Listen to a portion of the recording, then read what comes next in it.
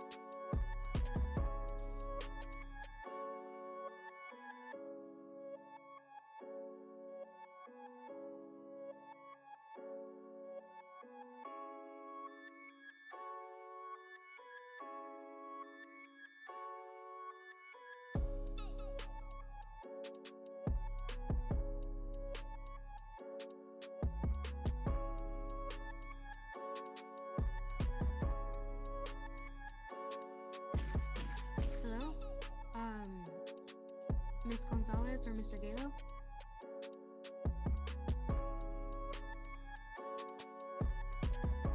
Yes, it's Miss Gonzalez. Miss Gonzalez, this is Lauren Dubon. We spoke yesterday. Yes. So I was trying my best to see the recording for yesterday's session. Mm-hmm. I couldn't find it on YouTube. I only found the opening, which was the timer that Mr. Galo currently has on the screen. Even then, there was still no recording of it. Do you happen to know where I could catch up for today? Okay, let me check real quick. I thought let me look at that YouTube channel towards the end. I thought it would be towards the end. Okay, thank you. Yeah, give me 1 second.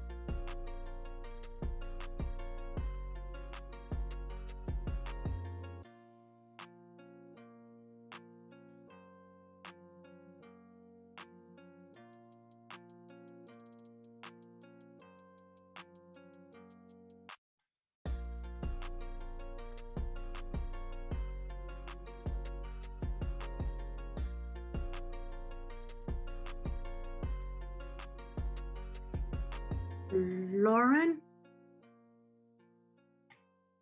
Okay, so I went to the YouTube channel. Did you get the YouTube channel from the email that we sent? Yes, ma'am. I actually got it from the Dropbox. From the right, the Dropbox. Yes, ma'am. So when I went to the Dropbox, I clicked on the YouTube from yesterday. Ma'am? I clicked on the yesterday's date. Okay. I want to go to it so I could be telling you how I. So when I went to it, I went to yesterday, day one. Okay. And then there's 3 hours and 44 minutes. And then I just scrolled down to 2 hours and 15 minutes. And that's where they started putting the robot together. Okay. Okay. If that's the case, then I'll just go do that now. Okay. Okay. Thank you so much. Sure.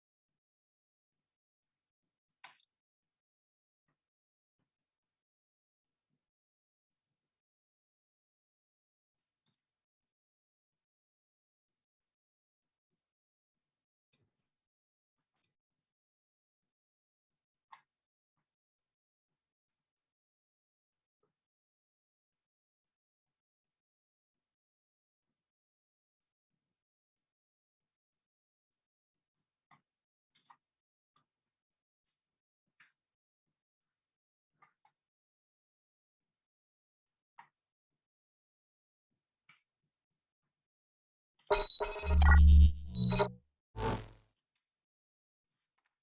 where's All right. which cameras? Yes, this camera. Okay, good. Yeah. All right, welcome back, everyone. Sorry about the issue we had with the camera a second ago, but Just having a little technical difficulties, but good afternoon, Talent Search participants. And we thank you for joining us on Zoom, and we thank our other participants and guests for joining us on the YouTube channel. So welcome back for day 2 of our Summer Robotics Academy, held right here at the wonderful, beautiful University of Houston downtown. We are your Talent Search hosts today, Dr. Brian Flores and Ryan Gilo. Ryan Gilo. So I'd like to begin today by giving some opening remarks, and then we'll go into the agenda, which has been changed a little bit due to yesterday's late start. And then we'll get right on building those MBOT Rangers so you can have some time with your robotic engineers to help you get those completed. Okay? So again, today's opening remarks are pretty much a commentary on life, and it's focusing on energy and control. And I wanted to comment briefly about all that we've encountered this past year with COVID-19. I know many of us struggled with having to deal with this new situation, not being able to see our friends and struggling with having to deal with new things that came into our life. We weren't able to visit our friends or sit next to them in class or sit next to them at lunch, saying hi to your favorite teacher, your counselor, your favorite principal, your favorite talent search advisor, or even staying after school to practice with your sports team, your dance team, your band members, your fellow thespians at play rehearsal, and the list just goes on and on and on. And I'm sure you've missed one another. We've missed you too, and believe it or not, I've missed my staff. So I'm sure it was very hard on some of you to see any of your loved ones or family members who might have contracted COVID-19 and perhaps even fallen ill. I know it was hard on me when both of my 80-year-old parents came down with COVID-19. Each day was filled with sadness, prayers, and ultimately hope. The true meaning of what it really meant to be a family was front and center, whether we liked it or not.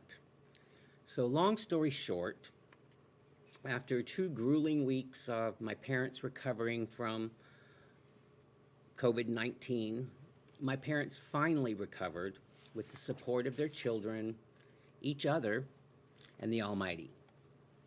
After worrying for 2 weeks whether my parents would live or die, it was a sense of relief when they were on the road to recovery. And to this day, they still experience after effects of COVID-19.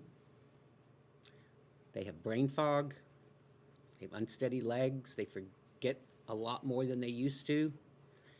And it dawned on me one day while I was sitting down that I had been dwelling upon all the bad things, how they almost died, and all the negative stuff that comes with that, and all that negative stuff that enters our mind when we're at a weak moment. And I thought to myself, this is so unlike you, Brian. You're being negative, and you're referring to, and I'm going to refer to the familiar idiom we've all heard. I was looking at my circumstances with the glass half empty rather than the glass half full. What does that mean? It means I was being pessimistic rather than being optimistic. So I started to think about the energy that I was creating. When we're optimistic, we're hopeful, rather than being pessimistic or gloomy. I decided to look at the glass as being half full and not half empty, and look for the things that were good as a result of the terrible things that were happening to my family. The good things that happened were my brother, sister, and I became much closer. My mom, dad, and I became much closer, more honest with one another. We spend more time with one another. My outlook changed. because I realized that this pandemic was out of my control. There was nothing I could do to stop it from happening or affecting my family or my friends. Much like instances that happen to you, where you're not in control of things. At school, you may not be in control of your relationships, and you may not be in control of things that are happening to you right now. So what we need to do, what I decided to do, was rather than focusing on the negative or pessimistic things or gloomy things, I decided that they were things that I couldn't change, things that I'm not in control of, like the weather, like traffic, like the past, like the future, like other people's feelings or other people's happiness. I can't control any of those. And I realized that there was nothing I could do to change or control any of those items I just mentioned. But there were things that I could control. And those things were my attitude. I could control my attitude. I could control the way I treat other people. I could control the support and understanding and the gracefulness I had with other people. And I could also control my reactions to what other people said about me. And I could also control the time I spend and how I spend it. So you get the idea. The point I really wanted to make, and I wanted you to take away from today's opening remarks, were to shed that negative energy. Negative energy only attracts negative energy. Be more aware of the energy or the attitude you give others and yourself. And takeaway number 2, always try to look at life using the idiom of life glass is half full, not half empty. Be grateful for what you have because it can be taken away in a flash. And don't be angry for what you don't have. And don't spend all of your time trying to control things that you can't control. Rather, spend your time trying to improve the things that you can control. So those are my opening remarks today. I hope you listened carefully, and I hope you take heed to some of them. It certainly has helped me in my life, and it certainly helped me turn around my attitude and understand that there are some good things that can come out of this tragic pandemic. So let's move on, and we're going to move on to the agenda today.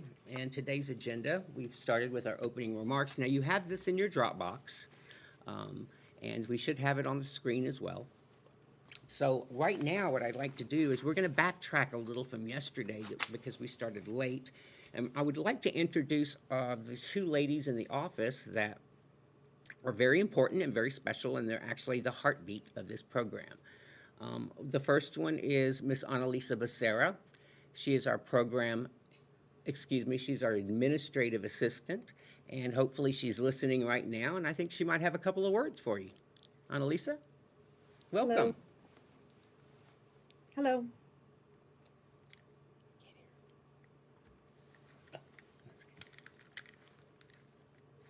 She said hello. Would you like to add anything else, Ms. Becerra? Enjoy the You look program. very nice today. Would you like to say anything to the participants regarding next year or the end of this year? No, just hope they enjoy the program. Well, thank you. She's full of words today, everybody. So thank you. We appreciate it, Annalisa. We're going to move over to our program assistant, who's Miss Gonzalez. Miss Gonzalez is in charge of inputting all of your information. Ms. Becerra is in charge of all of our finances and our spending. So all these wonderful gifts and incentives and learning kits that we provided for you, she is one responsible for purchasing those and approving those for you. Ms. Gonzalez, welcome and good afternoon. Good afternoon. Hi, everyone. I also hope you all enjoy the Summer Robotics Academy this week. And if you could also, the emails that are being sent out, this week or anytime throughout the year. If you once you read the email, if we need a response, we'll put it in the email. If you could please respond to the email, that would be great. Thanks. Hope y'all enjoy it. Thank you, Mrs. Gonzalez. Mrs. Gonzalez and Ms. Becerra, as I said earlier, they are very instrumental to our program. So now that we've fully introduced ourselves as your talent search staff, you met me yesterday, you met Mr. Gilo, who is your 12th grade advisor, Mr. Acosta, who is the 10th and 11th grade advisor, and Miss Lois Green, who is our 7th, 8th, and 9th grade advisor. Now it's time for us to see and meet you. So we have a little game we're going to play. It's called Hello, My Name Is ... So I think there's a slide for that. And so what I'd like you to do is, if you could please, maybe turn on your camera. I know you're a little camera shy, but I'd love to put a face with a name. And tell us who you are, and you can refer to the slide. Give us your name, your grade that you're going to be in, your school that you attend. Tell us a few things about yourself, like what is your favorite food? And will you be enrolled in any advanced placement classes in the fall? And if so, which ones? And I'll tell you why in a little bit, but go ahead. If you are, great, and if you're not, no worries, okay? And tell us anything else you want us to know about you. So there may be a surprise in this, kind of like if you're watching Jeopardy, you might get a double Jeopardy. So who'd like to go first? One of these titles we can pick, and they can win something. So what we're gonna do is, I see a bunch of tiles on my computer screen that has all of your names on it. Some of you have pictures, just one or two. I'd love to see more pictures on there if I could, please. Don't be embarrassed, don't be shy. I'd like to put a face with a name. And if you have your face on the computer so we can see you and you can introduce yourself to your peers who are also in this program, I'm going to pick a couple of tiles, a couple of squares randomly that have photos of yourself in them. It can be a live shot, it can be a photo, and those two people or three, whatever I decide, will be given a welcome package to say thank you for being here today and participating in our program. And let me tell you how I feel about this, guys. I'm encouraging you to speak up. I'm encouraging you to be a little more outgoing. I'm encouraging you to be confident of who you are. And because all of us are unique, all of us are individuals, all of us bring something to the table. And so I would like you to help you build your courage and your self-esteem a little. So how many of you are willing to put your picture up there, show me who you are, and tell me a little bit about yourself? Who's our first volunteer? Lauren Dubon wants to go first. You go, Lauren. All right. Where's Lauren? It's all yours, Lauren. Hi, everybody. My name is Lauren Dubon. I typically go by two last names, but I'm just going to keep it short today. So my name is Lauren Dubon. I'm a senior now. I go to Blanton CT High School, and my favorite food, because my family is from Central America, we are Honduran, so I like this one typical dish that we have. It's called pollo con tajadas. It's basically like chicken. It's fried chicken. It's a big piece of chicken, by the way, with fried plantain and cabbage with, I believe it's like this type of, it's beet. It's beet. It's we call it remolacha in Spanish. And it's like this type of sauce that they make that is so good with it. And any classes that I'm taking, so because I am a senior and I do go to a career technical high school, I will be taking dual credit emergency services, like technical emergency services, working towards my certifications. For emergency medical services, I will also be taking dual credit English 4, as well as other dual credit classes that I'm not sure of. I'm also taking honors Spanish, and I don't really know my schedule, but that's all I know for sure that I'm taking this year at senior year, and I will be graduating this year as well. Well, thank you for sharing that with us. That's exciting, and I know where I'm going to for dinner tonight. I'm going to your house. It looks like she's in. Are you at Blanson right now, Lauren? Actually, yes. Because I'm a student ambassador here, like we kind of have like this welcoming event. We for like it's a freshman orientation type of thing. So I was kind of helping them set up, but I'm in the library right now, Okay. taking the robotics class and building my robot right now as we're speaking. Cool. Because yesterday I had a shift that I had to pick up because I Oh, also that's work right. That's right. and I couldn't work. So I'm currently right now in the process of building my robot. Well, I appreciate you coming today, and I was notified yesterday that you were unable to be here, and you did everything in your power to try to be here, but you couldn't. And so I did not penalize you for that at all, and I appreciate you being with us today. Also, I have a question. Where are you taking your dual credit? Are you taking it Lone Star? Well, I don't go to physical Lone Star to take my dual credit classes. I take them here at Blanton. We have teachers here that teach dual credit as well. And the only thing that I will be taking at Lone Star will be my certification exam for to actually become the EMT itself. So that I'm be looking forward for that around maybe May of next year. You need to invite us, please. Okay. Everybody's gonna be invited to the graduation, I promise. For those of you that don't know what dual credit is, tell everybody what dual credit is, Lauren. Okay, so dual credit is this fascinating system that Lone Star has. I really recommend everybody take it. It's basically where I guess you could say you could double dip. It's like a chip. Um, you get the credit for college, you get the credit for high school at the same time. For example, I took dual credit history and dual credit English. Um, so I basically double dipped the chip. I got my credit for high school and I got my credit for college for that class. So I got 2 credits for one. So I knocked out 2 birds with one stone. Congratulations. I know that when I was a director over at Lone Star for Talent Search, we had often 5 or 6 seniors who were graduating from Lone Star College before they were graduating from their high school because of dual credit courses. So we know it's tough. Good luck. Thank you so much for being first. Thank you And for also, having me. Lauren, if you weren't able to view the live stream from yesterday on YouTube, I know Ms. Gonzalez has the link now. Some were asking about the link from yesterday's stream so that everyone can catch up. That is on our YouTube page. It may be a little bit difficult to find, but Ms. Gonzalez has that link, and we'll share that in the chat later as well. Mr. Acosta and I will. And thank you for bringing that up, Mr. Gilo. You just reminded me, and Lauren, you weren't here yesterday, but I gave everybody a challenge. During our presentation, you will see banners flash up on following us on Facebook. You'll see about looking at our Twitter account and our Instagram account. And for any of you out there right now who are participating, I am going to crown a king and or queen or both Friday during our showcase for the person who has followed us the most, the person that has supported us the most on social media. So if you're good at that, you got a chance to win something. Thank you.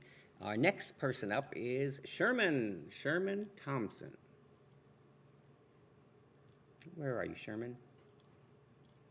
There he is. Hello. Oh, you're muted, Sherman. There you go. I'm sorry. No problem. Hi, I'm Sherman Thompson, and I'm a student at Blanton as well. And this year I will be a junior, and I'm taking and my advanced placement class is English and history. I will be taking classes at Lone Star, but not ready because we already, at Blessing, we already have our dual credit instructors there, so we don't have to go. And for my favorite teacher, I really don't. I think I love our teacher. I guess I don't have a favorite teacher, so yeah, that's the weird part about me.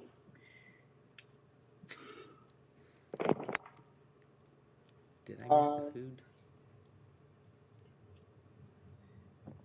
Yeah, I think that's I have to say. Okay. So what was your favorite food again, Sherman? I don't have any, but because I love everything, I guess. Okay. Well, I can tell you this, when I was in the second grade and had my tonsils out and they healed, the first thing I begged to eat, mind you, I was 6 years old, was fried chicken. So that's my favorite food, I think. Thank you, Sherman. Mr. Going into the 11th grade. Our third participant that wants to speak is who, Mr. Gilo? Nicole, you are third.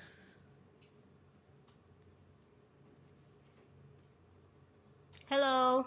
Hello. I can't get my camera. I don't know why. That's okay. Like, Maybe I we think. can get it to work later on.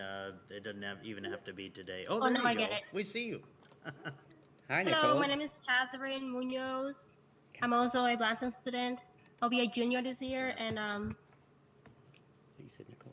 my favorite food is honestly, I don't have a favorite food too. Like, I think it's rice and chicken. Um, I'll be taking AP classes too. Physics and algebra 2 honors, and also taking the English and history dual credit as well. Fantastic. I'm sorry, tell me your classes again. History and English dual Okay. credit. I'm sorry, that's my doctor, my dentist trying to phone me. So let me tell you a little bit about this AP and why I asked about AP classes is if you're going to be in the 10th or 11th grade, we're going to focus on AP classes for next year because what we found during the research particularly in Aldine ISD was that we had a lot of students, not just talent search students, but AISD students taking advanced placement courses, but not signing up to take the advanced placement tests, which give you the opportunity, like dual credit, to not have to take an exam, not having to take the course, but you would get it through your exam. So we're going to start encouraging anybody who's taking AP courses to think about taking those exams, and we're going to provide extra support just for those AP kids that want to take these classes and take the test. We'll provide free online tutoring for you in any of your AP subjects. So I want to encourage you, if you haven't thought about taking an AP class, to consider it because we will be here to support you. I know that the schools don't have a lot of time possibly to support you in that area, so we're going to step in and help our schools. Thank you. Anything else? No, I think that's all. Catherine, are you going by Nicole today, or is that just the name of the Yeah, Zoom? that's my middle name. Oh, okay. Tuesdays it's Nicole, Thursdays it's, no, just teasing. Lupita Hernandez is next. Thank you, Catherine. Okay.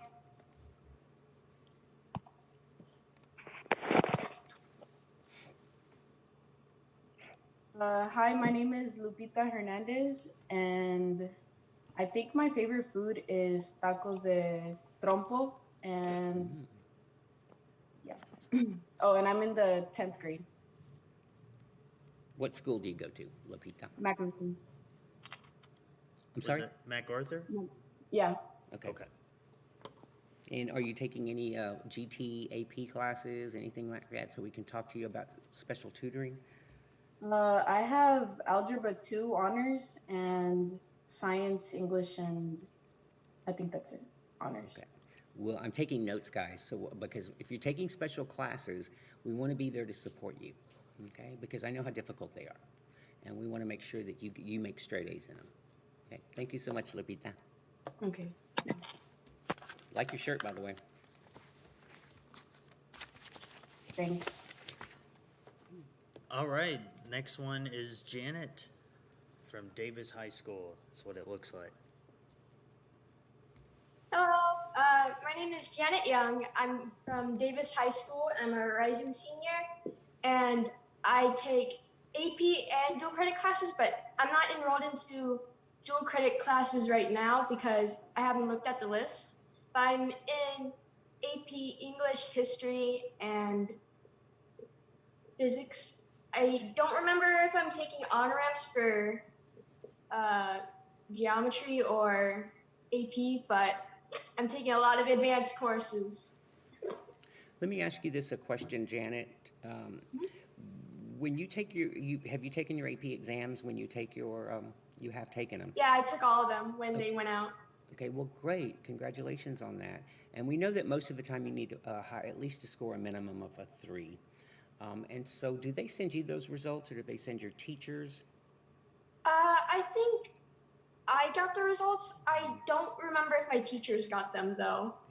Because we're going to be asking you if you took any AP exams, that you provide us with some information, some copies of maybe your exam scores, so we can individualize and personalize your tutoring for you.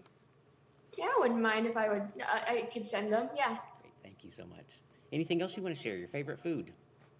I really like Japanese stir fry noodles. They're called like yakisoba. Oh, They're yes. really good though. Yes. Well, great. Tomorrow you're going to hear about a Japanese inventor, actually. That started. Okay. Awesome. Okay, well, Rigoberto, you typed something in, so what's make you next? You didn't say you were going to be next, but we're going to volunteer you. It'll be next. Roman is going to be next after that. Yeah. I like how you guys are starting to volunteer. That's awesome.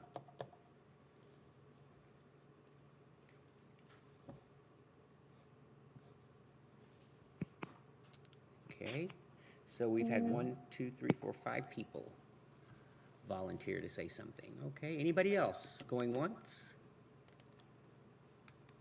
Going twice? Let's go to Roman. Roman, If okay. Roman will.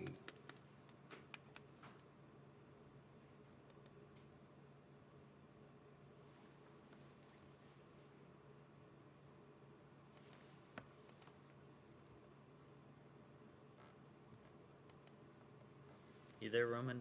I hope you are because Mr. Gilo's going to start singing. Wait, Yeah, I want to me- hear that. And do you have you need to unmute, I think, Yeah. Roman. There you go. Does this work? Can you hear me now? Yes, we can. Yes. Okay. Hello, my name's Roman, and I'm also going to Davis High School, and I'm gonna currently be a senior next year. That's awesome. What's your favorite food, Roman? Favorite food? That's a good question. I just eat what I like. By the way, I like your T-shirt. Thank you. I Roman- chose this because it was quick and easy to wear. That's why I Roman, you wore were with us last year, weren't you? Yes, I was. Okay. Now, guys, let me mention that I know there are about 5 of you that are participating this year that were also here last year. Thank you for coming back. That tells me that you really liked it. I appreciate it. Tells the whole staff that you liked it. And we chose the same model of the make block, the Ranger, because it was the most complex of the 3 in the kit. And so we wanted to give you the top of the leader, so to speak, to begin with, because we wanted you to be able to disassemble it if you wanted to and create the other 2 robots. I think one's called the Lazy Bird and help me out, somebody. Nervous Bird and something else. But they're the gyro something maybe. They're really cool. So if you need help with that, you can always call us back and we'll be happy to help you. And so that everybody, guys, in your kit, it's enough. Let me see it. We'll show it to them. It's enough that you can create 3 different robots. The M Ranger, can everybody see that? The M Ranger. There we go. Oh, these top 3, I'm sorry. The Land Ranger, the Nervous Bird, and the Dashing Raptor, which does a self-balancing act, which is kind of cool, too. So anyway, this kit contains 3 different robots. Okay? Thank you. Anything else, Roman? I'm an artist. And yeah, I'm an artist. Okay. Planning on being like a storyboard animator in my future career. If not that, then I'll probably get into like something in the STEM field. And if all that goes wrong, I'll pick up teaching. So I have a plan. Good Basically, for you. is what I'm trying to Plan say. is a good place to start. A plan is Yeah. a good place to start. And guys, if you want to tell me what you want to study when you get to college, please tell me, and we'll make sure that we start getting you information on it. These STEM majors are extremely lucrative. You can make a lot of money designing games and designing coding, and we're going to talk about that tomorrow. I thought the lessons were today, but your coding, programming, and robotic science lessons are tomorrow, and we're going to talk about how it's infiltrated everything in our economy right now, in our world right now, and the different lucrative careers you can have from them as well. Okay, anybody else? We had 6 of you. How about Rodrigo? Are you ready? Rigoberto?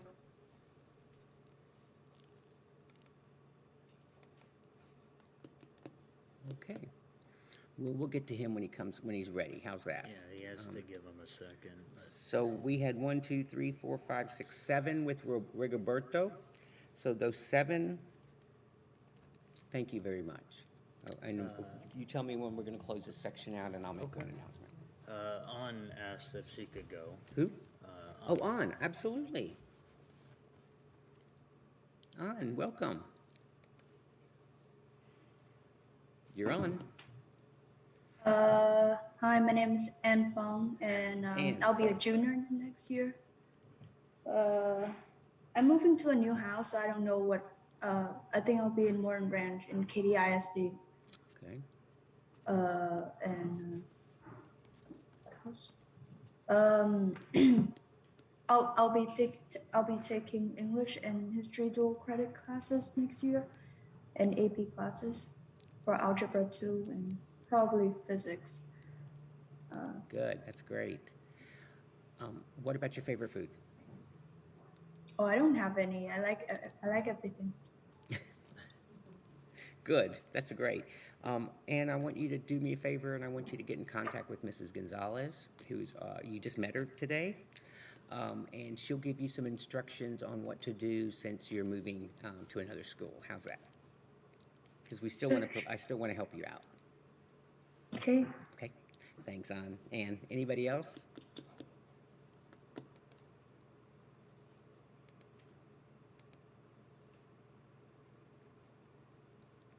Okay, I'm going to let Mr. Gilo decide whether to close this out or not, and then I'll make an announcement. Rigoberto, you going to go?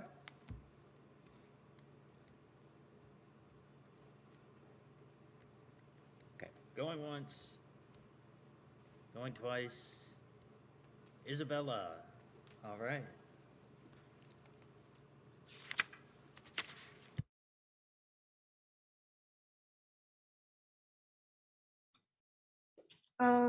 Hi, my name is Isabella. Hi, Isabella. I go to Davis High School and I'll be a sophomore this year. Okay. And my favorite food is a pear. I like pears. Okay. And I like pear one. I have AP World History, English Honors, Chemistry on Ramps, and Spanish AP. Well, great.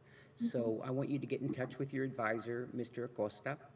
You met him yesterday, and he's part of the host. He's hosting, and get together with him so he can talk with you about any paperwork he might need, so we can get you a personalized AP learning plan. Okay. Thank you so much, Isabella. We appreciate it. All right.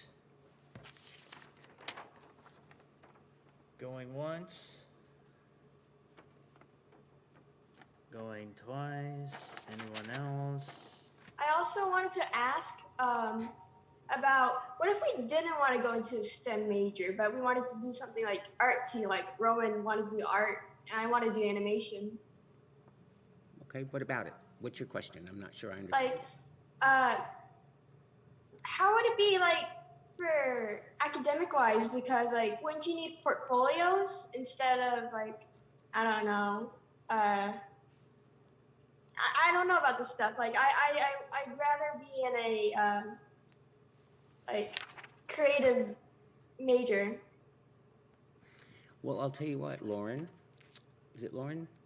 Janet. I'm sorry, Janet. Yeah. I'll tell you what, Janet, since Mr. Gilo is your advisor, you're a rising senior, correct? Yep. What we'll do is we'll set you up with some virtual job shadowing, or we'll give you some more information on animation, and what skill set you need to be into that, to get into that program. How's that? All right, that sounds nice. That's cool. Maybe we'll even find an animator for you to talk to and be a mentor. How's that? Yeah, because I like animation. I also like game design and illustration. You're at the right place. Right place. Okay, anybody else? Thank you. Alex.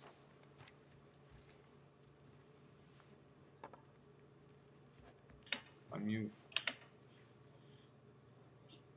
Can y'all see me?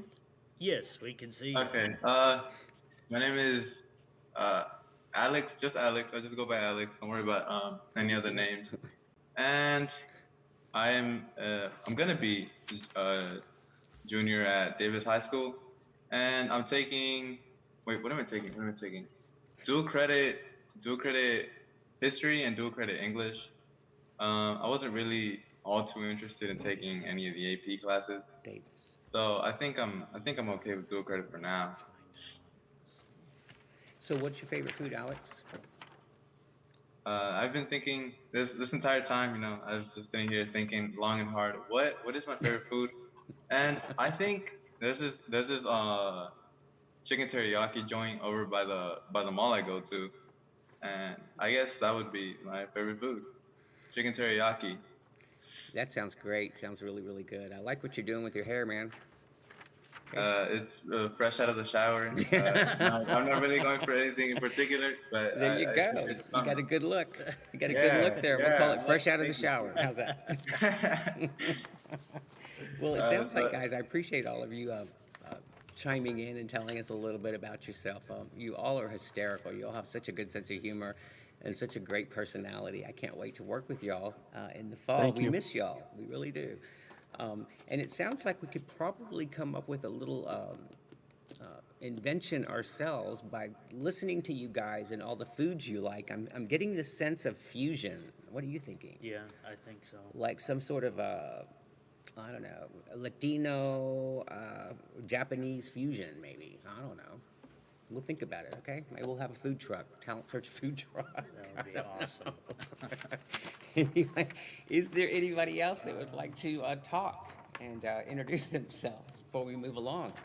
Sherman, could you let us know what is your grade level you're going into right now? Sherman wants to know who his advisor is. 11th. Okay, 11th at Blanton. So Mr. that'd be Mr. Acosta. It'd be your advisor.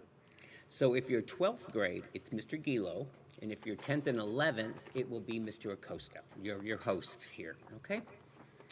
So it looks like we had, and correct me if I'm wrong, we had Lauren, Sherman, Nicole, or Catherine, excuse me, Lupita, Janet, Roman, and Isabella and Alex. Are you the 9 that, okay, did I miss anybody?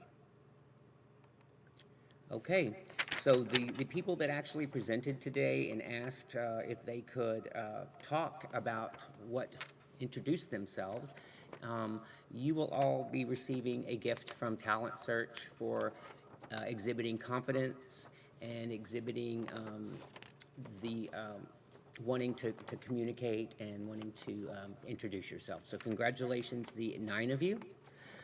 You will be receiving something from Talent Search. I'll have you get with Mrs. Gonzalez and we'll figure that out. But it's going to be something nice. Thank you, guys.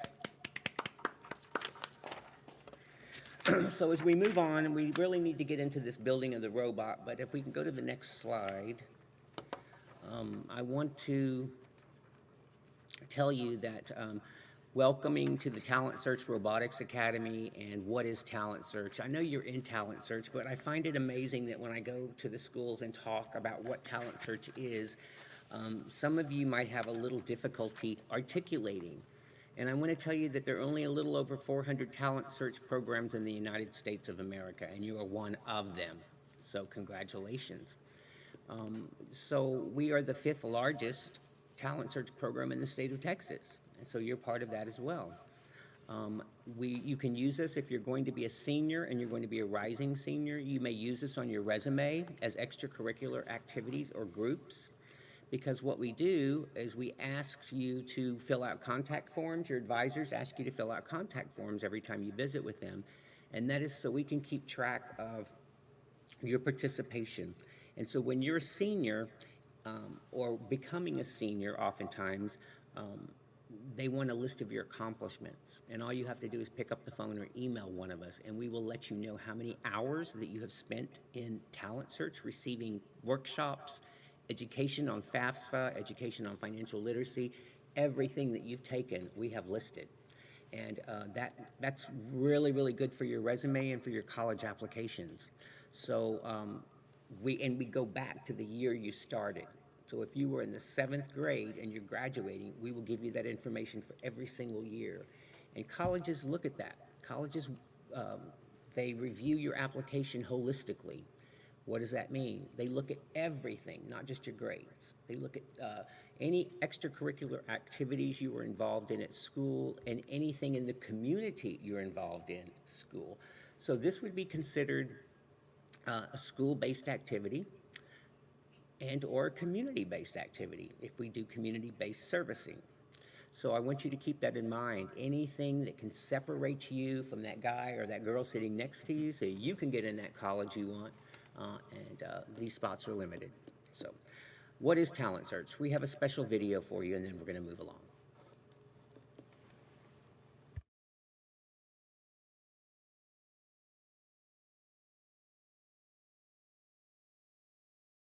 Are you thinking about going to college? Are you prepared? Well, if you aren't, you wouldn't be alone. According to a student survey, only half of high school students say they're prepared for college. Where to go, what to study, when to apply, or how to pay for it. It can be overwhelming. Introducing Educational Talent Search. Educational Talent Search is a federal TRIO program that helps prepare you for college, and it's right in your school. When you join Talent Search, your ETS advisor will visit you in your school during study halls or advising periods about twice a month. These sessions cover a variety of topics like careers, college exploration, financial aid, study skills, academic support, and much more. But there's also sessions like personal development where your advisors will evaluate your strengths, talents, and interests. This will help them understand who you are and what you're good at. Once they know that, they'll be able to guide you through career exploration, which will connect you to degree plans that fit you and career paths that excite you. They will also teach you about financial aid and scholarships so you understand how to get money you qualify for. They'll even walk you through the application process. These advisors also prepare you for ACT and SAT tests so you'll have strong scores which help you get into college. They'll also help you apply to colleges, and they'll give you fee waivers for all three. But that's not all. Talent Search will also host summer camps, road trips to visit colleges, educational and cultural field trips, and visits to businesses that fit your career choice so you can see for yourself your career dreams in action.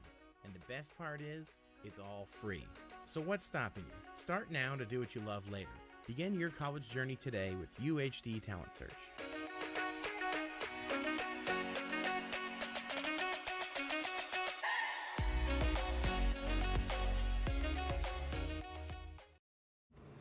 Okie dokie, everybody. I hope you enjoyed that short 4-minute video. So if you forget what that was about, you can always go to our website, www.uhd.edu/talent search. That is on our website.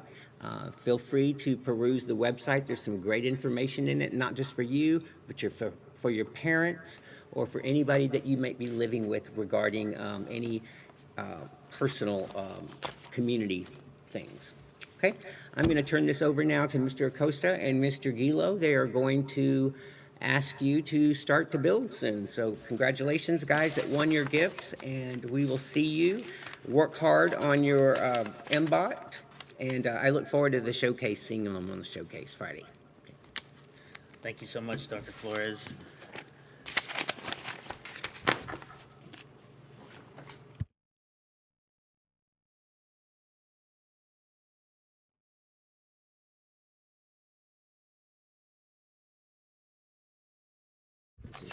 Okay, everyone. What we're going to do now is we're going to have a break. How long do we want to do? 15-minute break. Okay? So grab your learning kits, grab your bag, and let's meet back here in 15 minutes. I will be monitoring the chat on YouTube and on Zoom for any questions that come from any community members, parents, or yourselves in Zoom. Thank you.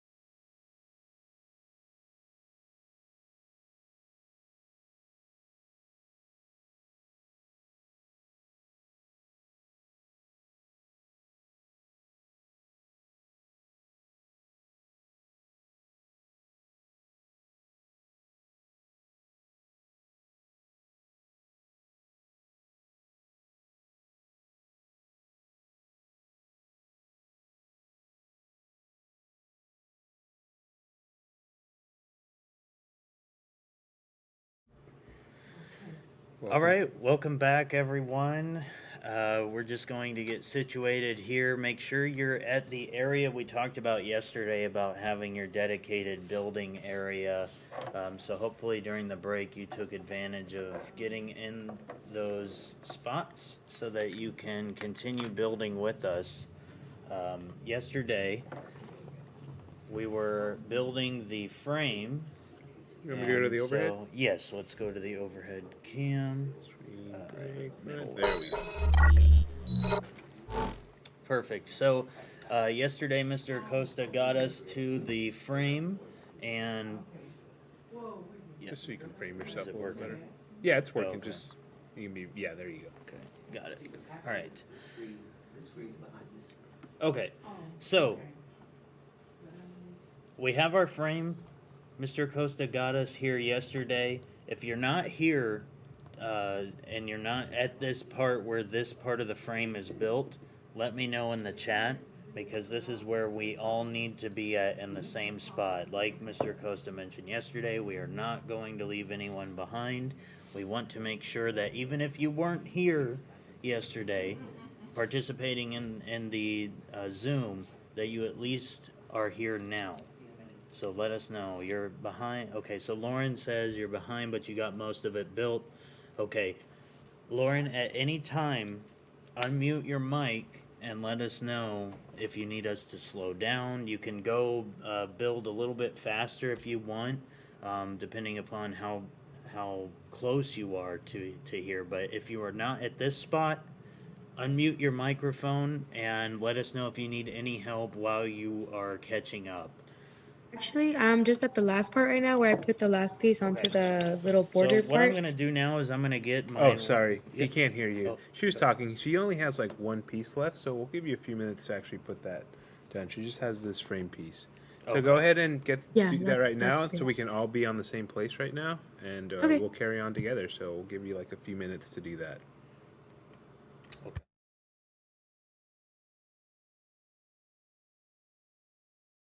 And that piece gave some of us trouble yesterday, Lauren. So if it gives you any trouble, just let us know, and we'll walk you through it. It can be a very tricky piece to attach.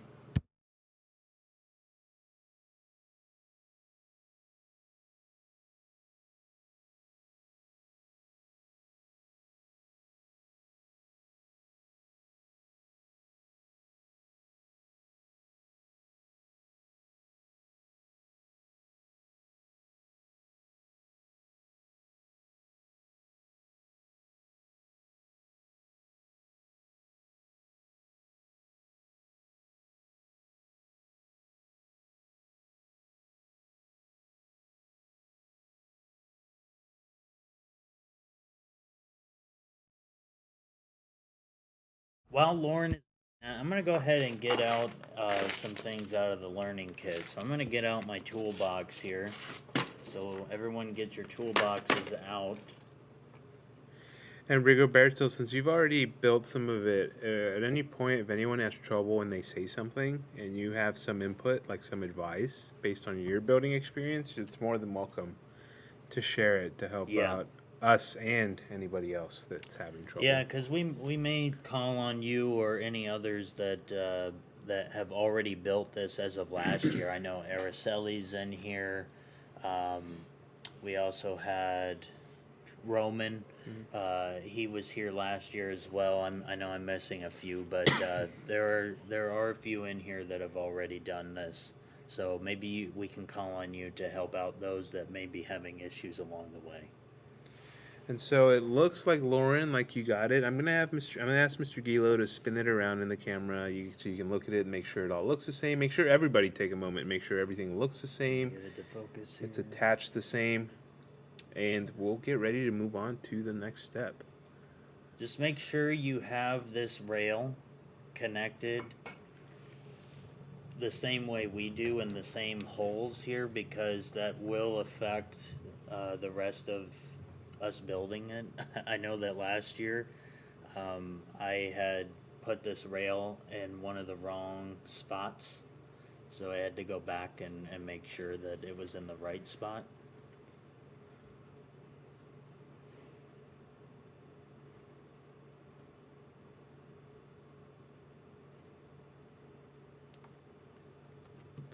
Awesome. Okay.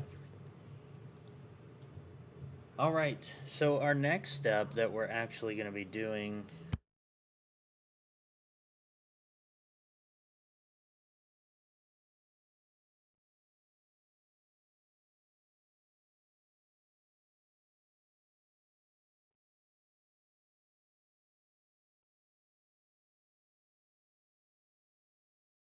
So the next step, we're actually going to be putting the gears on those four, or I think it's actually 6 different gears we're going to be working on. So I'm going to be looking at my manual, and feel free to get out the manual out of your make block Ranger tool, or not the toolkit, but the actual box. And so our next step, is it this one? This one, okay. So we're actually going to need to get 2 screws out of, it is the M2.5. So we're going to go into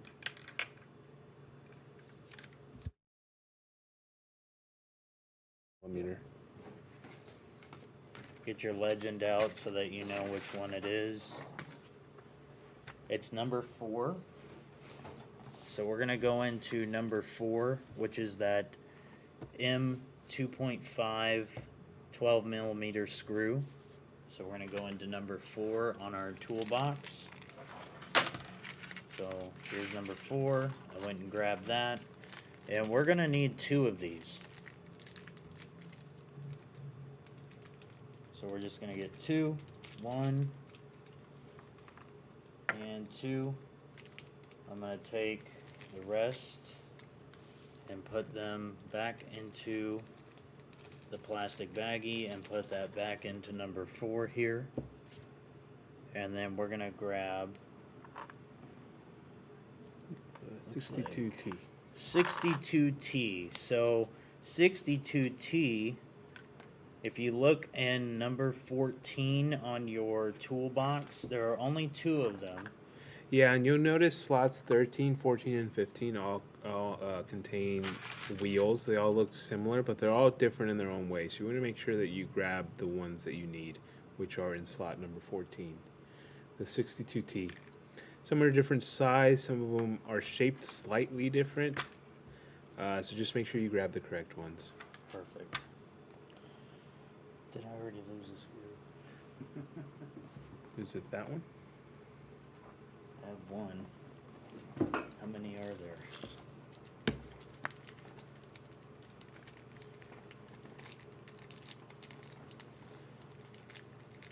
I think we're okay.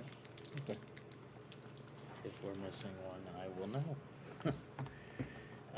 So 62T, like I said, is in slot number 14 on the toolbox. We're going to grab 2 of the other screws. We already pulled that out of slot number 4 in the toolbox. I'm going to go ahead and close this up, the toolbox.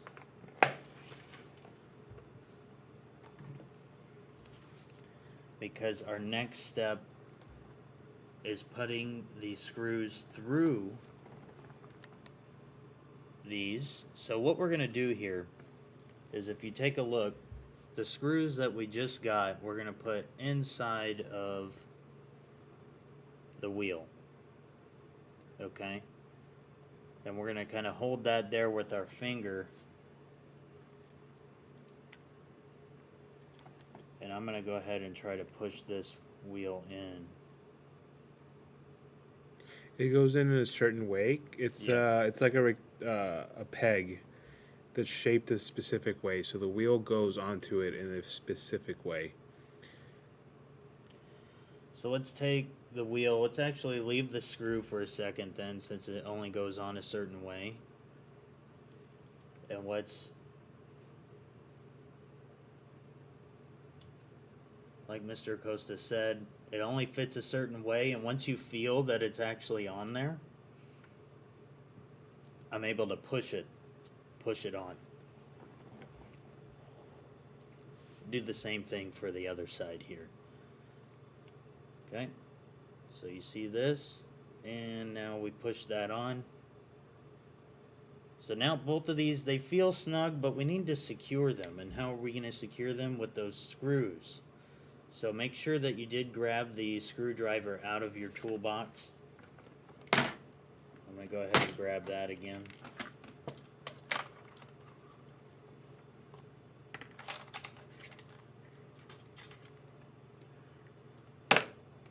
Now, and one thing you do have to be careful of whenever you put this screwdriver together is which side is going to fit on the screw, okay? One side is more of like a hex screwdriver, and the other side is a Phillips. So the one that has sort of like a cross section here. See if it'll focus. Maybe. Lower it down, I think. I don't know if it will focus.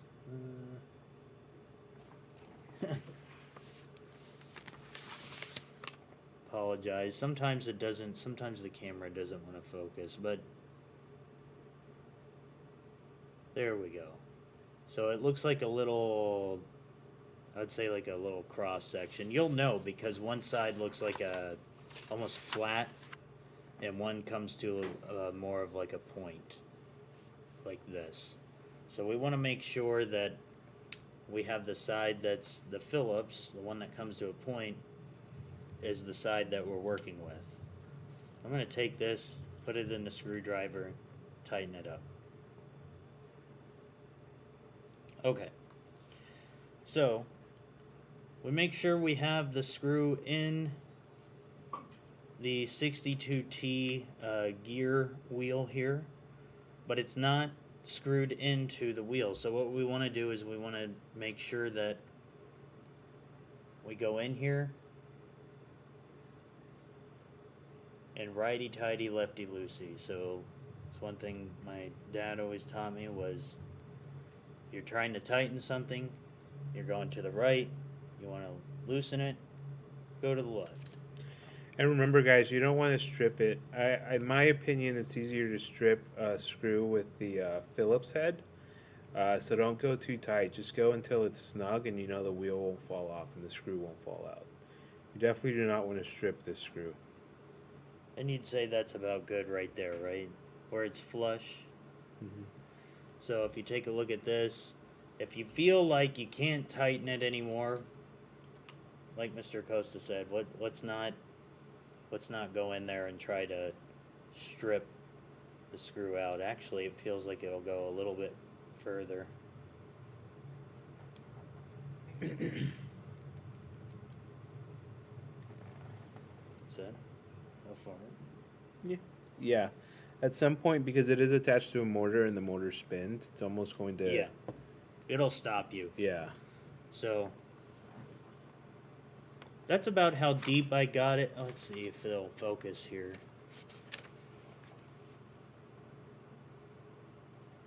See if I can get the camera to focus on this.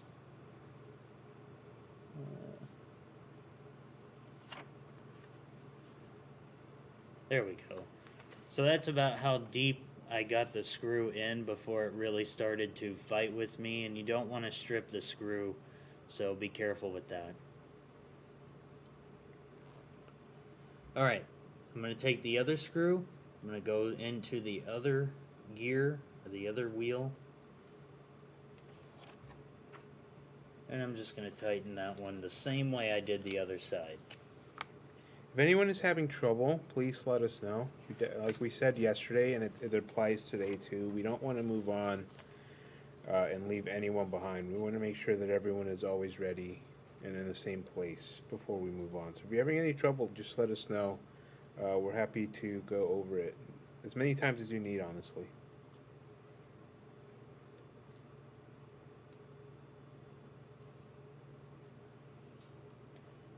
Okay. So I got both of them on. Let me know if you are not here in the chat. If you are not, at least if you do not have these two secured. Let me know. We'll give it just a second.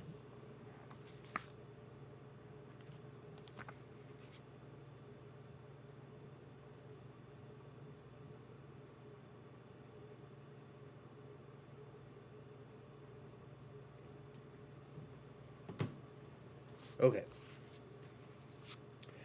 So the next step, moving on, is actually connecting two other gears that we have in our toolbox. Let's go ahead and get everything out because this step has a little bit more to it. This one has a little bit more to it so that we can connect those. And what we're going to do is these are going to connect to the front, so this little elbow section that we talked about yesterday. Okay, so I'm going into the toolbox because we're going to have to grab the different pieces that we're going to need for this part. M425. So the M425, if we go and we look at our legend, that's going to be spot number 6. So all the way over here to the left, second row. We're going to open this up and we're going to grab this section calls for 2 of these. And this is the longest screw in the entire toolkit, guys. It's a very easy way of locating it. So if you look at these are significantly longer than any of the screws that we've worked with so far. I'm going to go ahead and put this back into spot number 6 because we only need 2 right now. Then we need to go in and find, there's sort of like these white tube looking things in slot number 9 on the toolbox. Is that what they're called? Or I guess I will just call them that. The plastic spacer. So yeah, so you're gonna go in and find the plastic spacer, that's 10mm one. That's in slot 9 of your toolbox. And so there's 2 white spacers in your toolbox. It's the one that's slightly longer. It's more cylindrical.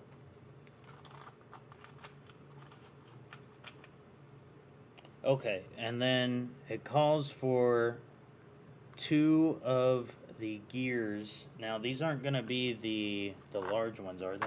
I think maybe they are. Let's take a look here. Give us 1 sec just to verify. Nope. Okay.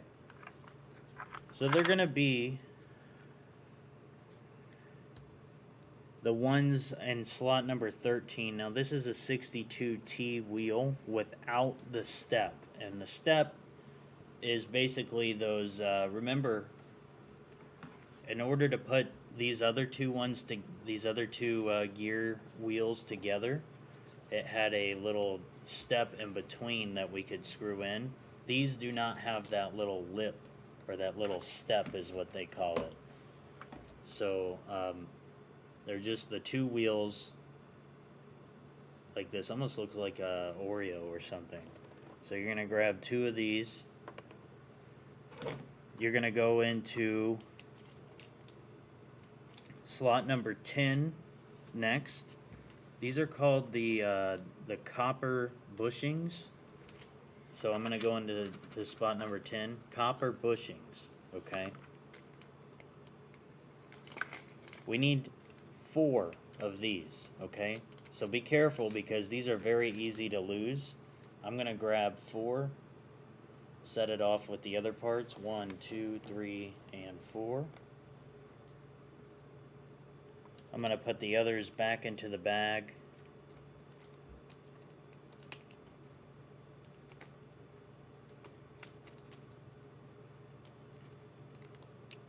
And then we're good to go. Oh, actually, no, I'm sorry. There are 2 other pieces. They are the M4 nut. And so we're going to go into slot number 7 on. And so this is, listen up, guys, here in spot number 7, because if you go into slot number 7 in your toolbox, you're going to find 2 pouches. Now, you can use either pouch, but they're both different. And so depending on what you're going to do with this robot is what I would suggest you use. So, Mr. Gilo, if you could take 1 out of each, and I'll show you the difference. The difference is very, very slight, but it makes a big difference.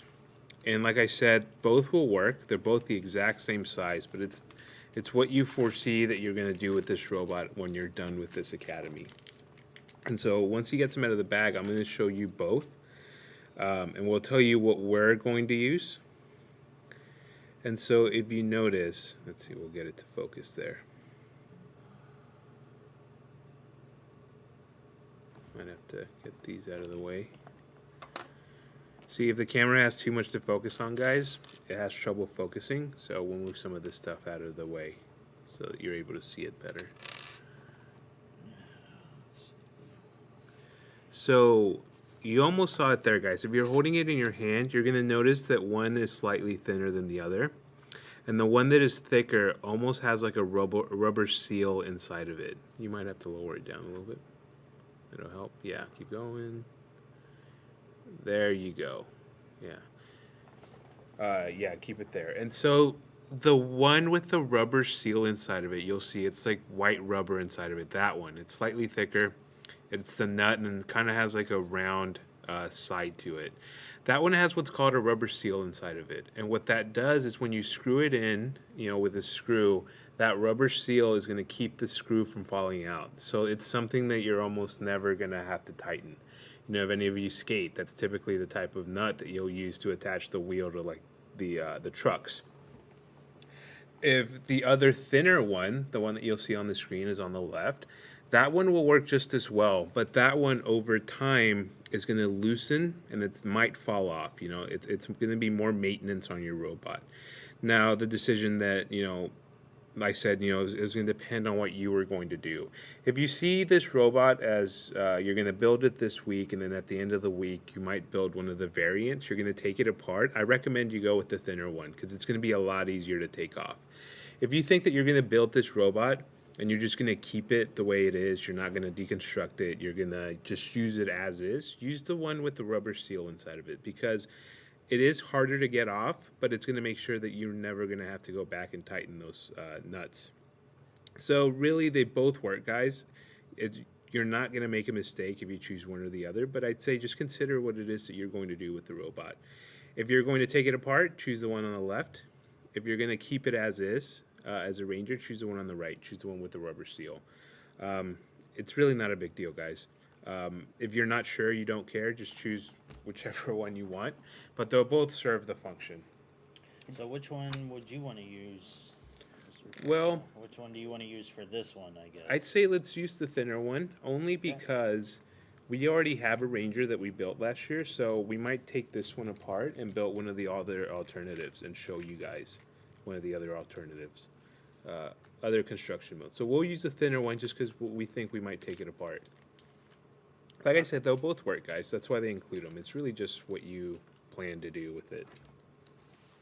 If any of that confused you or you want any more clarification, please let me know.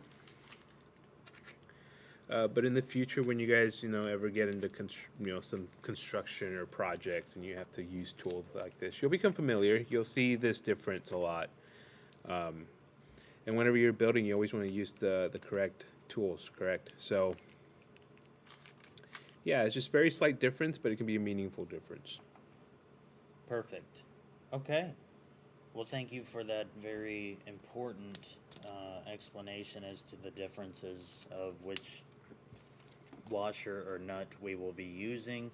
So like Mr. Acosta said, we already have a Ranger completely constructed. And what we're going to do is probably use the thinner nut because I believe what we used on this one was the thicker one. Maybe yes, not. I think so. Okay. We could be wrong though, but we did use. We chose one. Yeah, we chose one of them. So just as proof, both will work, guys. Okay, so what I'm going to do is I'm going to close the toolbox up for this step because we don't need it any longer for this step. Just to clarify, I've got 2 of the Oreo looking geared wheels. I've got 2 of these plastic cylindrical spacers. I've got 4 copper bushings. I've got 2 25 millimeter, these are the longest screws, and I've got 2 of the thinner nuts or washers because we may be pulling this thing apart after we're done and building a different variant that we talked about earlier, which was the dashing raptor and nervous bird. Okay, so next step, let's go ahead and grab our frame again.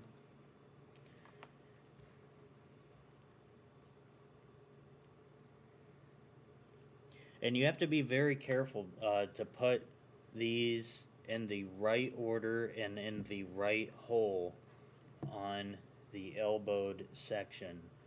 So in order to get this correct, what I'm going to do is I'm going to take one of these. It doesn't matter which side it looks like. They're both the same. Yeah, I think they're identical on both sides, if I'm not mistaken. So let's grab the screw. Let's grab one of the copper bushings. And we're going to take the, there's a thicker, like a little lip on the copper bushing. And we're going to put the screw so that that little lip in the copper bushing meets the top of the screw. So everybody should be right here. I'm going to go ahead and slide that in to the middle hole of one of the wheels, okay? So you should have something like this, okay? Now what you want to do with another copper bushing is you want to reverse what you had done on the other side. So I'm going to take copper bushing and the lip is going to be on the other side. So it fits perfectly. Yeah, exactly. That you'll notice that bush inserts itself into the wheel, and it'll be flush with the wheel. If there's like a gold piece sticking out significantly, then you might have put it on backwards. Yeah, but it will be flat along the wheel. You don't want it like this. Yeah. You want it to be like this, so that there's nothing sticking out. So you can only see the top part of that bushing. So I've got this. Now, next step is to take one of the plastic spacers. How many do you need? Are you talking about the copper bushing, Janet? Basically, you're using 2 copper bushings. So you have one on one side here. You have another on this side here. So you need 2 on this wheel, but you're going to need 2 more on this one as well. Perfect. Okay. All right. So now I'm going to take the plastic spacer, one of them, and I'm going to put this right here. So it should look like this. You should have a little part of the screw sticking out of the plastic spacer. Okay?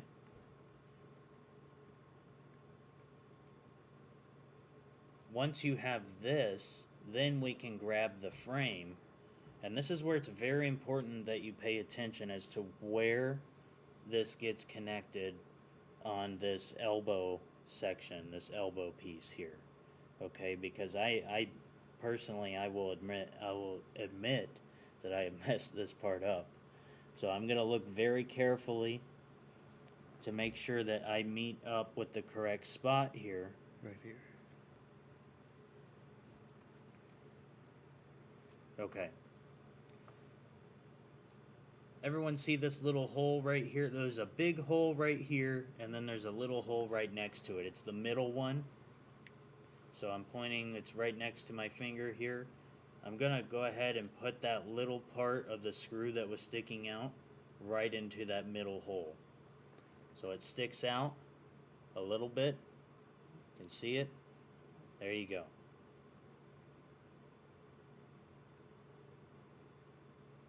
Okay. So then our next step after doing that is we need to secure this. Well, the only way we're going to secure this is with that washer or that nut that we have left. Okay?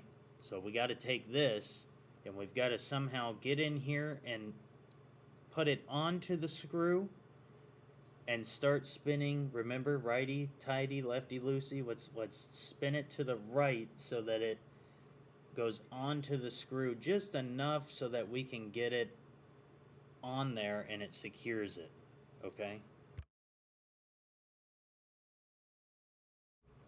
So what I'm going to suggest you do after this is use the wrench and the screwdriver, but let's go ahead and get the other side on, and then I'm going to show you how to tighten this up. It may feel like it's a little bit loose, and honestly, you are going to want to tighten it a little bit more than what it already is here. So, okay, let's see. I have a question in the chat. For the ones with the ring, which way do we put it? Janet, would you mind, can you unmute your mic and maybe we can get a clarification there? Yeah, the nut with the O-ring. Is there like a certain way we put it in if we are using those? That's right. Yeah. So could you take out the nut with the O-ring at the end? There is a certain way that you put it in. This one? No, the ones we okay. didn't use. There is a certain way, and because one side has a rubber seal, you do have to put it in a certain way. So let's go ahead and grab it, and we'll show you. Good point, Janet. I was thinking about that a second Gotcha, ago. the one with the rubber. Yeah. Which way you put it? Yeah, which way does it go in? Okay. You want to put the side with the circle facing out. Right. So if I was going to use this other one, if you plan on permanently having And this you honestly robot could like probably this, pull out a screw and show it. And oops, did I drop it? Okay, it's right there. Yeah, we'll pull out a screw and we're going to screw it in to show you. One of these long ones probably. The way it goes in.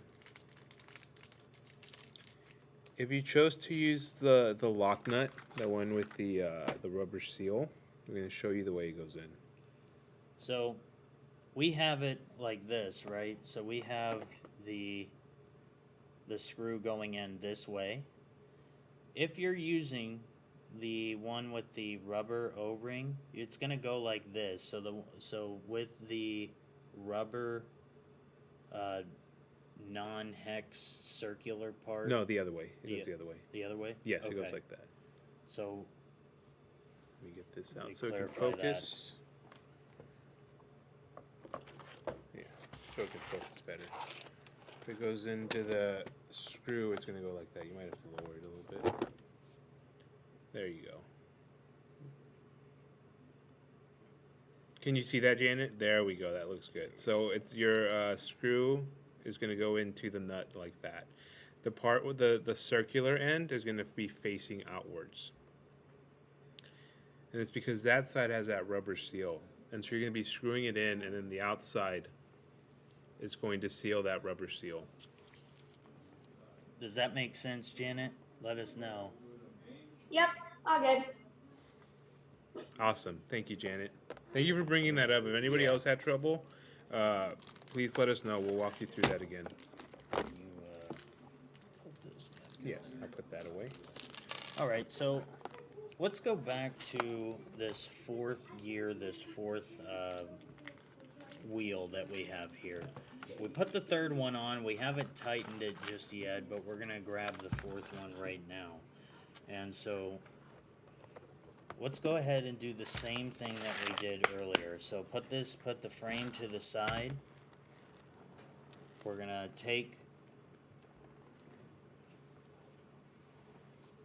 take one of the copper bushings. We're going to go into the copper bushing with a screw. Once that's done, we're going to go back into the wheel here. Make sure that goes in flush. Just like that. And after we do that, we're going to go in with the copper bushing again to the other side. So that part is done. Okay? Grab our rubber spacer, this white rubber spacer again. Slide that onto the screw so that we have it exactly the way we did the other side. Okay? Being careful again that we put this in the correct spot on the frame. We're going to go right into this middle hole. So if you're looking at it, it's this hole right here. middle one. So I'm gonna go right in there. Did you have a question, Roman, or was that just a typo? My mic fell on the keyboard, my bad. No worries. Okay. Gotcha. Okay. It happens. Okay. So now that we have this fourth one on, we're going to take the washer, and since I have the thinner one, it's not going to matter which direction we put it on, right? No. I don't think it does. So you're going to take it, and we're going to screw it on again to hand tighten, hand secure it. Now what I'm going to suggest that you do after you've hand tightened both of these to the frame is there's going to be a wrench, and that wrench is going to be in the one. It's in one? Yes. It's in slot number 1. It looks like this, slot number 1 in the toolbox. I'm going to suggest it doesn't matter which nut, either the lock nut or the thinner one you use, it's not going to matter. I would suggest grabbing this, and what you're going to do is you're going to tighten these down a little bit more. And you're going to want to tighten these down because if you plan on driving this thing over some terrain or something, you don't want these nuts coming off of the robot and then basically rendering it useless at that point. Yeah, over time, the vibrations of it moving around will loosen it up. Yeah. Okay. All right. So this is the way I'm going to do this. I'm going to take my screwdriver, okay?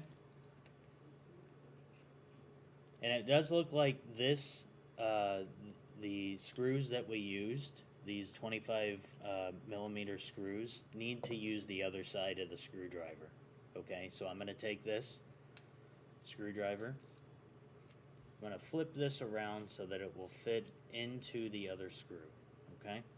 Let me know if you don't follow me, but it basically, let's see, we have it here, if I can show it.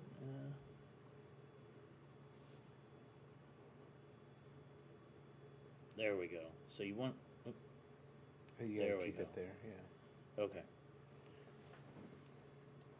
Okay, so I'm gonna go in here and I'm gonna hold my screwdriver into the screw that we just used. Now at the same time, I'm gonna grab my wrench.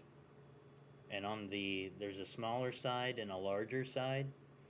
I'm gonna go ahead and use the larger side and I'm gonna hook onto that nut. And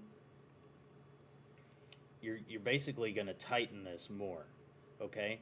So if I take this, remember, righty-tighty, lefty-loosey, I'm gonna hold the screwdriver. I'm gonna put the wrench onto the nut. Oh, it's really hard to see. Let's see. While I'm holding it, let me see if I can do this. I'm putting it onto the nut, and it may take you a second, like it's taken me. But once you've got it secured, you're going to basically tighten. You're going to tighten it. Don't over-tighten it. Don't overdo it. But you're going to tighten it just enough to where maybe just a little bit is past the nut there. You can see that? You want to make sure you do this at the same time, guys. So essentially what's happening here is you're using one tool, either the wrench or the screwdriver, to hold it in place while you tighten it with the second tool. What would happen if you just use one is you're going to spin the whole piece, Right. and you're not actually going to tighten anything. You're spinning it. If I were to try to do this with just the screwdriver, I'm spinning the nut. You see it's not actually getting tighter. And so you need to use both tools together so you can hold one of the pieces in place and tighten the other one onto it. So I'm holding this. Let me know if anyone's having trouble with this. We're going to we're keeping this slow for a reason because I need it slow too. It takes some coordination, guys, so feel free to take your time. You have to be able to coordinate both your hands, and it can be very awkward because of the way the robot is shaped and put together. So don't sweat it. Take your time.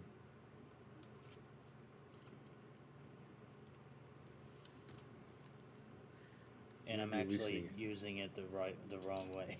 And so what Mr. Gila was doing there, he accidentally loosened it instead of tightening it. So make sure you're turning in the correct direction, guys, so that you're able to tighten the piece instead of loosening it. So on the left side, it looked like you were pushing the wrench forward. This one, you're actually pulling it towards you to tighten it. And again, don't over tighten, just enough so you know the wheels won't fall off. Again, just a little part of it is sticking out. Let us know if you haven't gotten to this point yet.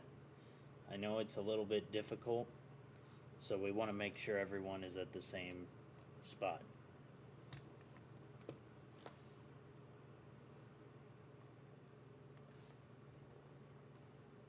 I'll give you guys about a minute to make sure. And we'll be holding ours up just so you're able to reference it. Make sure that yours looks the same. Make sure that you screwed the wheels onto the correct holes. We don't want that to come back and mess us up later. But yeah, yours should be looking very similar to ours. Well, it should be looking exactly like ours.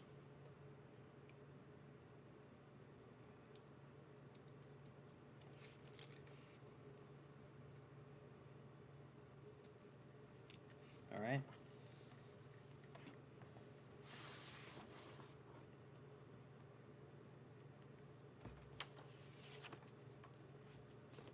Did we flip? Just here. Okay. Over here.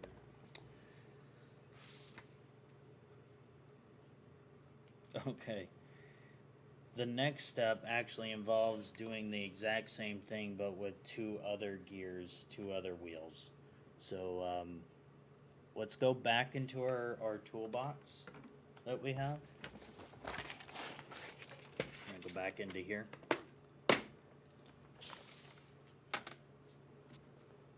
And same thing, we're gonna need those M25 millimeter screws. So that's slot number 6 in the toolbox. 1 and 2. There you go. We're gonna need 2 of the rubber spacers again. Same thing, what we did last time. 2 of the rubber spacers.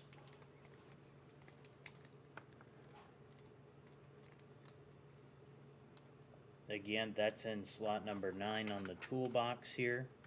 You can see slot number 9. We need the other 2 wheels. So once you grab these 2 wheels, these are the last 2 in slot number 13 on the toolbox. So you won't have any more that are in here. The only ones you're going to have left are the other 2 in here, and I believe these are for the other variants of the robot. So you won't actually be using these for this variant, for the Ranger variant. So once we have those 2, we need 4 of those copper bushings again. So that's slot number 10, going into slot number 10 here. And we're gonna grab the last remaining 4, okay? There should be no more in this bag out of slot number 10. We're gonna go ahead and put those to the side with our other pieces. And then lastly, again, depending on which kind of nut you're using and what you're going for with your particular robot, we're using the thinner ones. But you may want to use the locking nut. If you already use the locking nut for the other side, or for the other 2 wheels, you're going to want to use the same ones again. Don't mix them up, okay? So we're going to grab just 2 of those again, all right? Okay, so once we've done that, we are going to take the toolbox, put it to the side. I'm going to lock that up again, but I'm going to keep, remember, we needed the screwdriver and we needed the wrench, so we're going to need it again, so keep those 2 pieces out. I'm gonna grab the frame again. We have 4 wheels on it. Well, we're about to have 6. Okay. Same kind of deal with this side. We're gonna take a screw. We're gonna go into the copper bushing, making sure that the lip of the bushing meets the head of the screw. We're gonna go into the wheel, making sure that that is flush. Once again, we're gonna go back with another copper bushing and meet the other side, making sure that is flush. Again, this is the same as the last 2 wheels we did. We're gonna go use the plastic spacer here. And then the last thing we're gonna do is find the right spot on the frame. This is critical that you get it right on where it's supposed to go. Does it have it on here? Yeah. Okay. Okay. See this last spot on top of this large hole here? You're not going to use the large hole. This one is what we want to use. So we're going to go right into that hole there. Should look something like this. I'm still holding it on there so that it doesn't fall off. Grabbing the other, we're using the thin nut, and I'm going to screw that on. Okay. Make sure if you're using the locking nut, we demonstrated that in the last step on how to put that on. Put it on the same exact way. And if you're having trouble with that, let me know. Either unmute your mic or type it in the chat. Okay? And it's very important that they go in this right hole, guys, because later on we're going to put treads around these wheels. It's going to look a little tank. And the tread has to be nice and tight around the wheels. So if they're in the wrong place, it might give you trouble putting that on. None of you have told us you're having trouble, so we presume you're putting them in the right place, but it's a good idea to double check. Yeah. Okay, so I'm not going to use the wrench and the screwdriver just yet. I want to put on the other side, so we're going to do the same exact thing. 25 millimeter screw.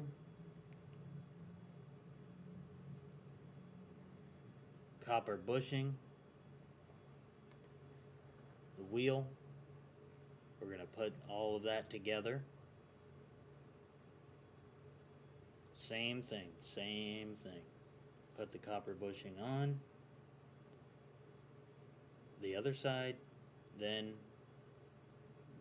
white rubber spacer right there. We're going to go over, put it on this hole right here. Just like that. Just like that. Then I'm going to take the other nut we have, and I'm going to twist that to the right. And now we have 6 wheels, but don't stop there because we want to tighten it. We want to make sure it's more than just hand tightened. We already have the hex portion of the screwdriver taken care of from the last step. So here's what we'll do is I'm going to put the screwdriver into the screw. I'm going to take the wrench and I'm going to move that forward while I'm holding the screwdriver in place. And we're not going to do it super tight, but just tight enough to where you think this is not going to fall off going up a hill or something. When Mr. Costa brought up, we're going to be putting treads on this. When it comes to putting the treads on this, you're going to want these secure. Because I can tell you, putting the treads on isn't the easiest thing in the world. But it's not super hard, but you are going to have to stretch your hand muscles a little bit to get those treads on. And these have to be secure in order to do that. Same thing for the other side. I'm going to take the screwdriver. I'm going to hold it. I'm going to take the wrench. And you noticed I was loosening it last time. I remember now on this side, on the right hand side, I got to pull it towards me. Pull it towards me. So that it tightens them up.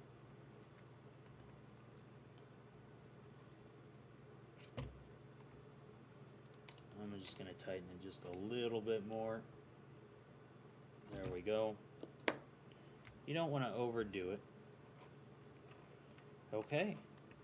Congratulations. You have 6 wheels on the frame of your Mbot Ranger.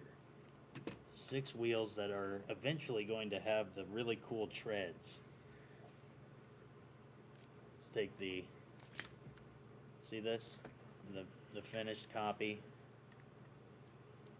and the copy we're working on. You can kind of see what we're going to end up with here. Okay?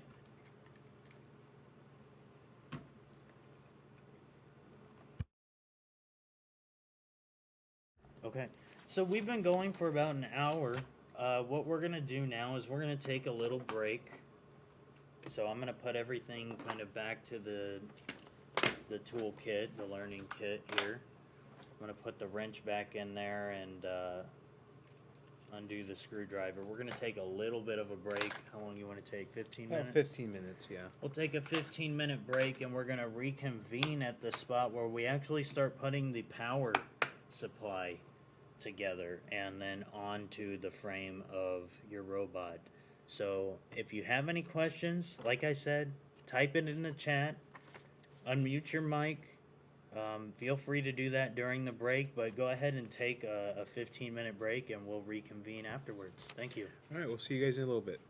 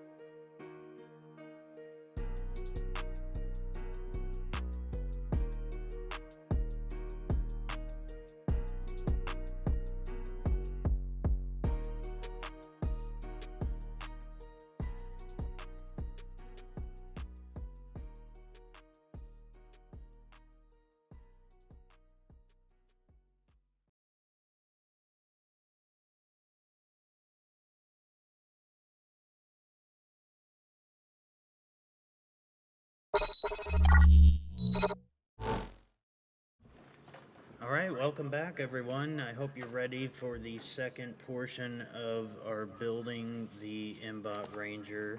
What we're going to do now is transition to actually building the power supply for it. So make sure that you have your learning kit ready to go, and let's go right into the second portion. Yeah, I'll give you guys about 30 seconds to finish your snack, your water, get seated back down while I gather my stuff here.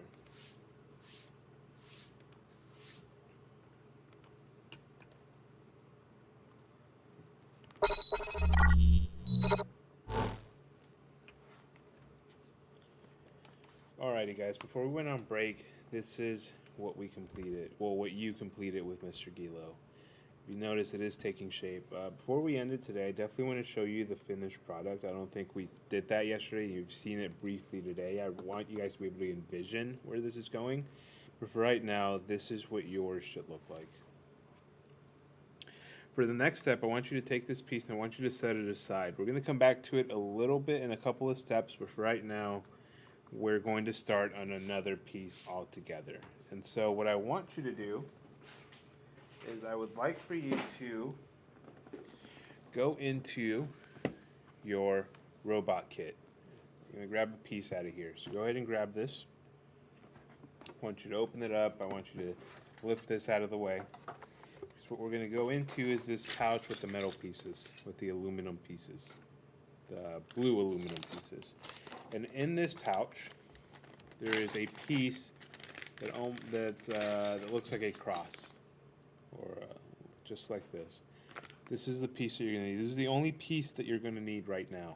So I want you to go into that pouch in that make block box, and I want you to grab this piece. And I want you to close that pouch. I want you to put everything back into the make block box. I'm going to set that aside for just a moment. Actually, no. I take that back. While you're in here, let's go ahead and grab some of the other pieces that we're going to need. In here is also the battery. I don't know what the proper term would be. Where you're going to put compartment or something. Yeah. Battery compartment. And I want you to take that out of the bag, and we're going to use this as well. This is what's going to hold your batteries, and it's going to feed power into your robot. And while we're in here, so we don't have to double back later into this step, go ahead and grab your batteries as well. We're going to put the batteries in within the next few steps, so let's just go ahead and grab them, and we'll set them to the side just so we have them ready.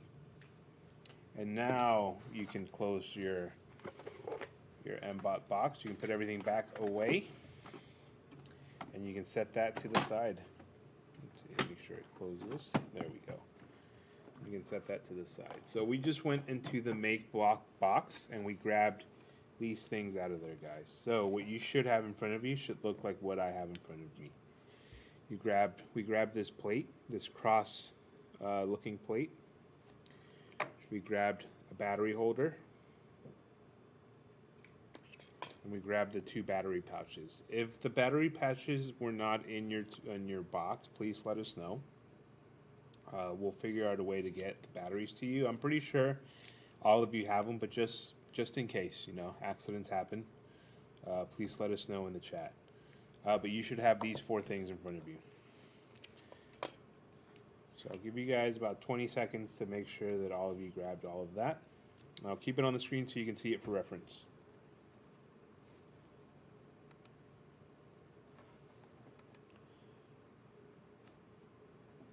At any point, just like always, guys, I know I probably sound like a broken record, but I just want to emphasize, if you have any questions at any point about anything, please let us know, and we'll take a moment and we'll stop, and we'll work through it. So I want you guys to set that aside, because we need to grab some more pieces out of our toolkit. And so I want you to go ahead and grab your toolkit. And out of this toolkit, we're going to grab the 8mm screws. And we're going to need 2 of those. And so the 8mm screw is in slot 2 of the toolkit. When you open it up at the very top, slot 2, you're going to need 2 of those. And let's go ahead and grab your screwdriver, because I think you're going to need it in this next step. So we're gonna grab our screwdriver. I want you guys to close your toolbox and let's set it aside. Remember, that was two 8mm screws at a slot 2. And your screwdriver at a slot 1. And so what you should have in front of you now, guys, is a screwdriver, 2 screws, this cross plate, 2 battery packs, and the battery holder. And so for this next step, guys, let's go ahead and put our screwdriver together. If we look at the nut, let's see if it'll focus. It is the hexagonal side. It's not the pointy star end. It's the side that looks like a hexagon. If you're holding it, you'll be able to see that. And so we want to make sure that we put in our screwdriver in the correct order. So pointy side in, and then we're going to tighten. And so remember, you want to have this end. If you happen to put the wrong end into the screwdriver, one that's not supposed to, it's a good way of stripping it too. So you want to make sure. It's usually not interchangeable. At least not interchangeable for long. You can probably tighten it a little bit, but really quickly you're going to strip it and it's not going to go any further. So we have our screwdriver. So I want you guys to go ahead and grab this cross section. If you look at this cross section, there's going to be a long side and there's going to be a short side. Right, so we have this short side and the long side. Along the short side, where we're going to be screwing into is the top center screws. Well, yeah. And if you actually angle it and you look in there, guys, you'll see the ridges. I probably can't show you over camera, but there's ridges inside of here where a screw is meant to go. And it'll screw in on itself without a nut. And so those are the holes you're going to be screwing into. When you take your battery holder, you're going to notice that there's 2 holes to screw into. You're going to line both of those up. And so it's going to look like that. Now keep in mind, I haven't put the screws in, so it's sliding around. And see, when I flipped it over, I actually had it in the wrong hole. But you're going to line it up and it's going to fit just like this. The hole is going to line up with the hole in the middle at either end. And so that one's going to line up, and then up here, this one's going to line up with that hole. So make sure that that's lined up like that. You're going to flip it over. And make sure, and your screws are going to screw in from the top down. So from here, your screw is going to go into these holes. And you know, like a lot of things when we were building, in the process of building this robot, it can be awkward to hold so many pieces together. Just be patient, you'll get it.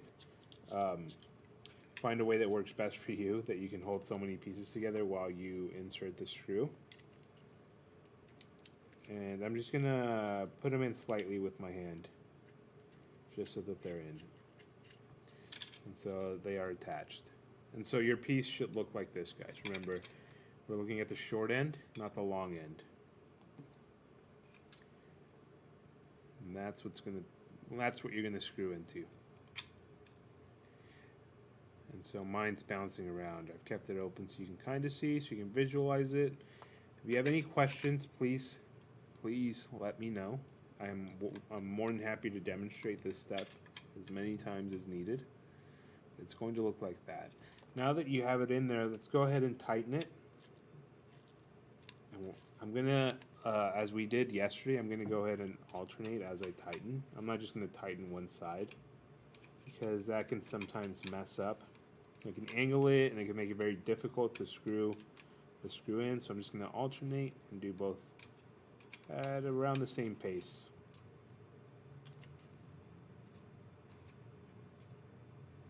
And so I'm almost there. Can tighten it a little bit more,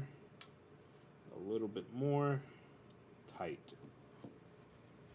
And so it's gonna look like that. There is a little bit of the screw sticking out, as you can see, but it's going to be attached like that.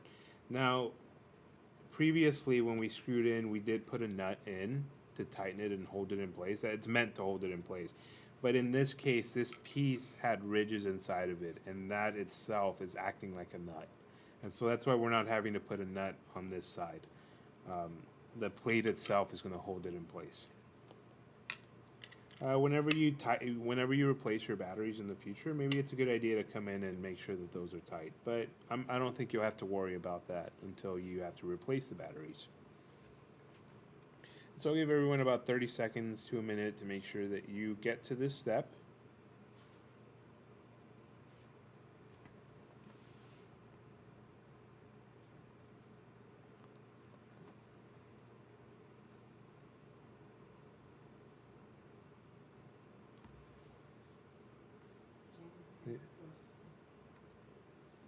Where was the slot for the screws again? So we used the 8mm screw, and that was slot number 2 on your toolbox. Slot number 2, the 8mm screw. And it was just 2 of those for now. It's the smallest screw that is in terms of length.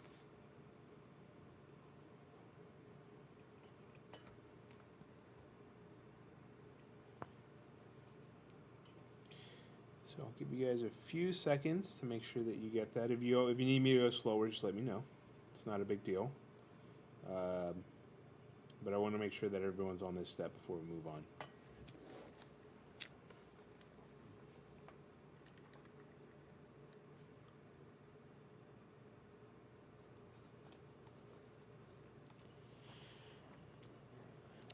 So if everyone has that, if you don't, let me know in the chat. But what you're going to notice when we look at this battery holder, guys, is there is 1, 2, 3, 4, 5, 6 slots for batteries.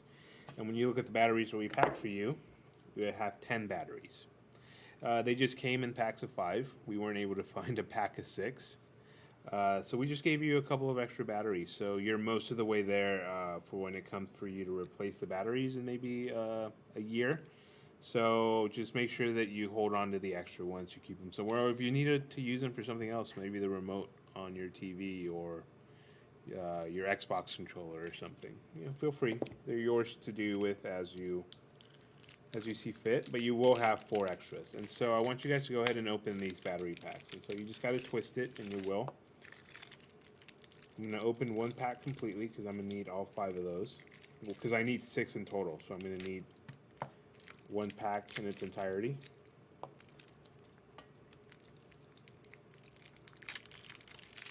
I'm going to go ahead and grab these 5. And I'm going to grab the other pack. And so since I need 6, I really just need 1 out of here. So I'm just going to try and tear the end and not tear open the whole battery pack. But you guys open it however you're able to. And so I got my 6. And what I'm going to do is I'm going to put these in my make block box for storage. Just to put them away because I'm not going to need these 4 at all for the rest of the academy. So go ahead and put them wherever you want, guys, wherever you keep your batteries maybe, or you can put them back into your make block box. But that's what I'm going to do here. So I'm going to put that away. And so what you should have in front of you right now is going to be that piece that we assembled a step ago. And you're going to have 6 batteries. And so I'm going to take a moment to explain how to put these batteries in. I'm not sure what your experience, guys, is with batteries. At this point, we recharge everything. Everything's rechargeable. You just plug it in. So I don't know if you guys happen to use batteries very frequently. But when you grab a battery, guys, there is a positive side and there is a negative side. And so when you're looking at your battery holder, you want to make sure that you're lining them up in the correct way. If you read in there, I'll show up in the camera. Yes, I don't think these batteries are rechargeable, correct, Mr. Gilo? That These is are correct, single but use. you can substitute them later. I will tell you that the batteries in mine, and I used mine, I drove mine around for a few months. My batteries died about 11 months afterwards, so mine died probably in May, late April, May. when I tried to turn it on, it would barely go. So They'll last a while. they last quite a while, but if you want to, you can replace them. Go to the store. Some stores sell rechargeable double A's with a little rechargeable pack. And so that's what you can do in the future if you want to keep this thing going. When you look at this, if you bring your attention to this battery pack, what you'll see is that it is labeled in the positive and negative side, and they alternate. So up here is positive and negative, down here is negative and positive. Sorry, negative and positive. So you just want to make sure that you're inserting your batteries in right now in the correct order, guys, or otherwise there isn't going to be a circuit and it's not actually going to flow power through your robot. I'm going to put my colleague, Ms. Green, on the spot. She built a robot about a month ago just to try it out, just test it out. And she came into my office and she's like, I can't get it to turn on. Can you take a look at it? We tested a bunch of things. It turns out it was just the batteries were in the wrong order, which is not a big deal. It's just a tiny mistake that anyone could make. But if you don't put them in the correct order, your robot isn't going to work. So just make sure that you're being careful and deliberate with the way that you're putting them in. And remember, guys, they're going to alternate. Also, just tip, there's always a side with a spring. That side always lines up with the flat side of the battery. So that's another easy way to remember.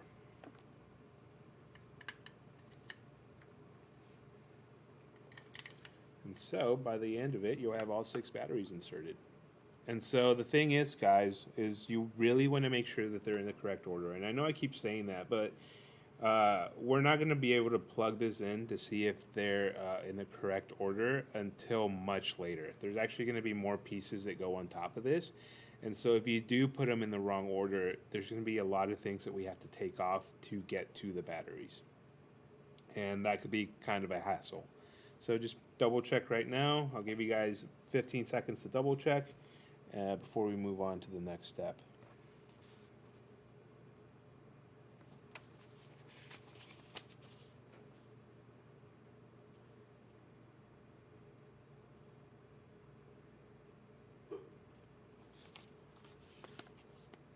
Is everyone ready to move on to the next step? Is anyone having any trouble? Anyone have any questions? Please type them in the chat or unmute yourself. Mr. Gilo is listening.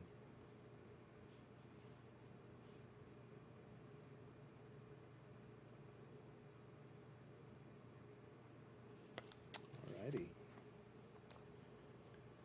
And so from here, guys, what I want you to do is I want you to set that piece aside, the piece that we just built.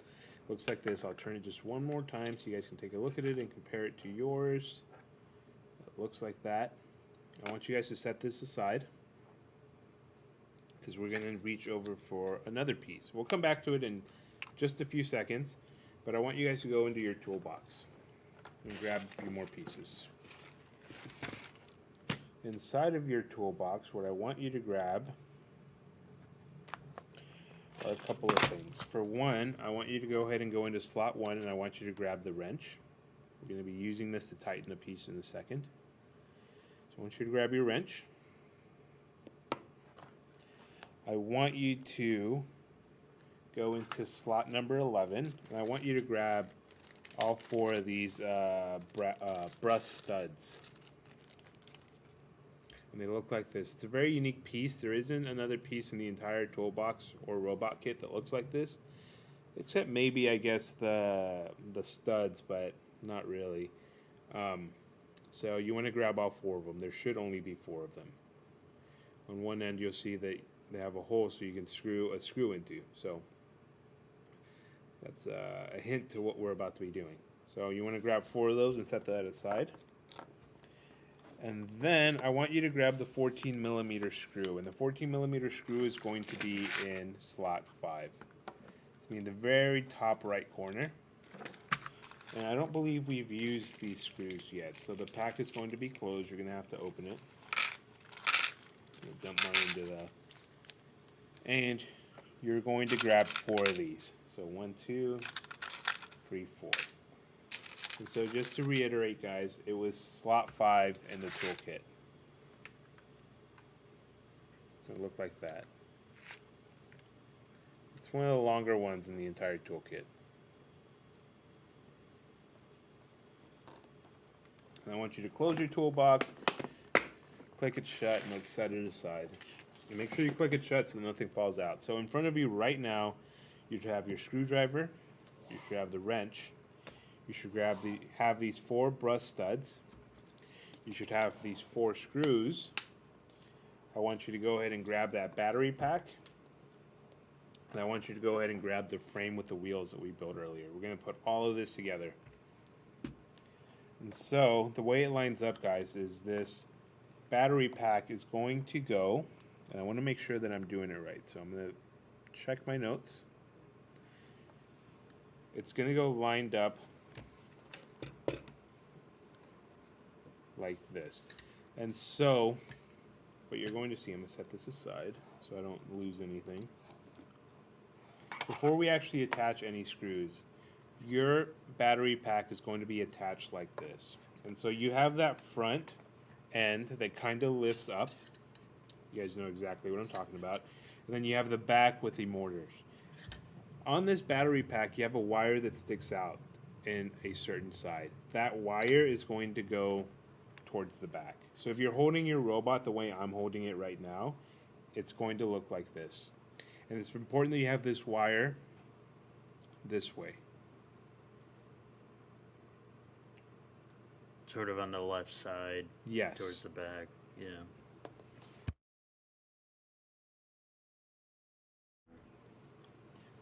And so just make sure it's aligned. The reason is there's going to be more things that we attach onto this. There's going to be shred that we put onto this.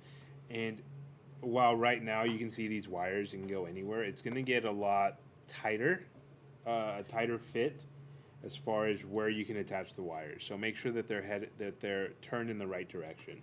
I mean, your batteries are going to work if it's turned the other way, guys, but it's possible that this wire isn't going to be able to reach into the slot that you have to reach into. So make sure it's lined up this way. And then the actual screws that it's going to screw into are going to be the ones at the end. So just so you have an idea of what screws you're going to be screwing into, because again, I don't know why they did this. Well, you know, the reason they did is because different variants, you know, screw into different holes. So, but it can be a little confusing, but you're going to use the corners. Those are the holes you're going to be screwing into, and you're going to be using the ends down here. And so I'm going to line it up, make sure all those holes are lined up. And what I'm going to do is and this is one of those parts, guys, where you're going to have to be patient. It can be a little frustrating. Again, like a lot of this has been, the real frustrating part is having to hold so many pieces together, and it's a little awkward to hold it. What you're going to do is you're going to flip it over. You're going to go through the bottom. And what you're going to do is you're going to grab your screws and you're going to pass them through, and you're going to line them up as best you can. And then I'm going to do what I think I'm going to do, just for simplicity's sake, is I'm just going to do one side, and then I'm going to come back and do the second side in a second. And so now that you have those screws in, guys, and remember, it's the screws at the end, and I flip this upside down, and the screws at the end, you're going to flip it over, and it's going to look like that. And you're going to do the same thing to the other side, but we're going to wait just because it would be really awkward to hold it. And what you're going to do is you're going to grab a brush stud, and you're actually going to screw it into that screw, like so. And get as tight as you can. We're going to come back and tighten it with the wrench in the second.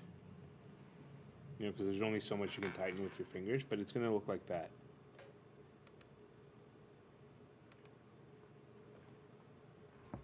Remember, at the bottom, this is what it looks like. I'm going to give you guys a second. Like I said, it's very awkward to hold it. Hold these two big pieces together, but those are the holes that you're screwing into. It's going to look like this. And so remember to make sure that you're screwing your batteries in the correct direction. This wire is going to be towards the end.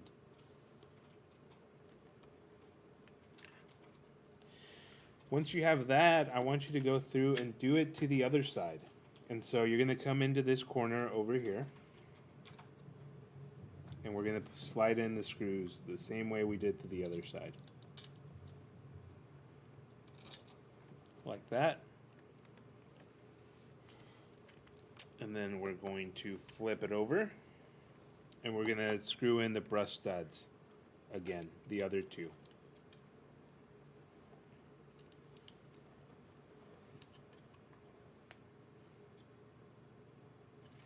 And so it's going to look like this, guys. I'm going to give you guys about a minute or two to make sure that you get to this step and that everything is screwed into the correct spot. If you have any questions, please let me know. It's not hard conceptually, it's just hard practically because, like I said, holding these pieces can be a challenge. You have to hold the screws in, and you have to hold the battery pack in place, and you have to hold the frame in place while it's upside down. It can be tricky. So don't feel bad if you're having trouble. Just make sure you get it. And if you need help, let me know. So I'll just be turning it on the camera so you guys can see and make sure that yours looks just like mine.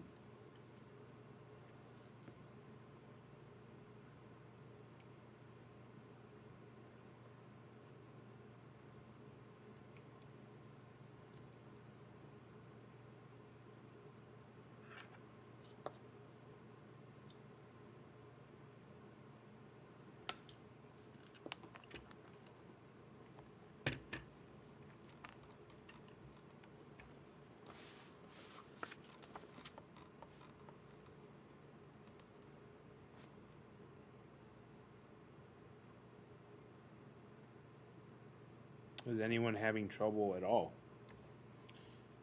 Please let me know.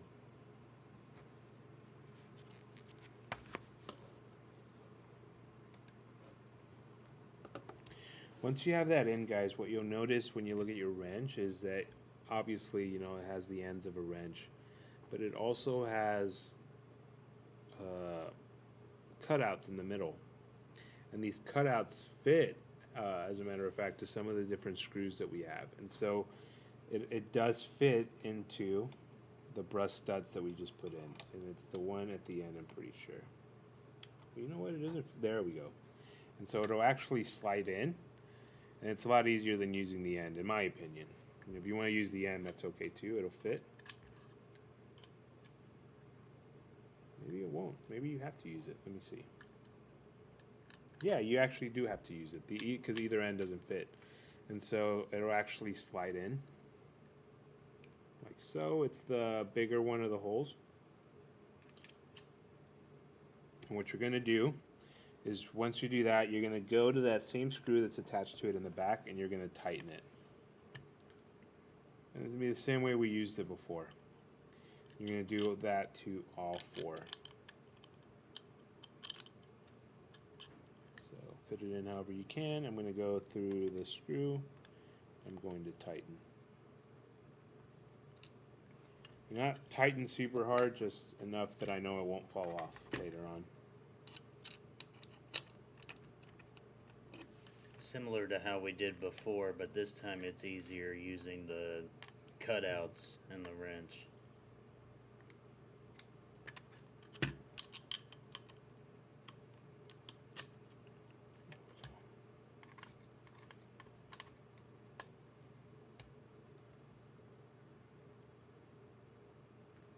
Go.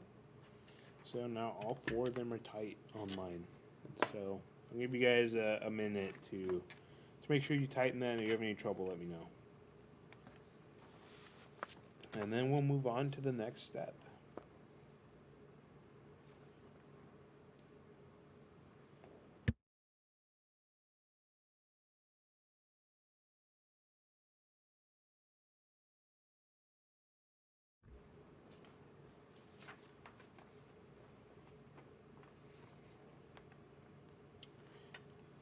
And so slowly but surely, you can see, guys, once I show you the finished one, you'll probably envision it better, but I bet you can start envisioning sort of where this is heading and what it's going to look like. It's taking shape. at this point, to move on to the next step, unless someone isn't ready, just let me know. What we're going to do is we're going to go back into our toolbox. And inside, I'm going to set it aside so I don't bump into anything.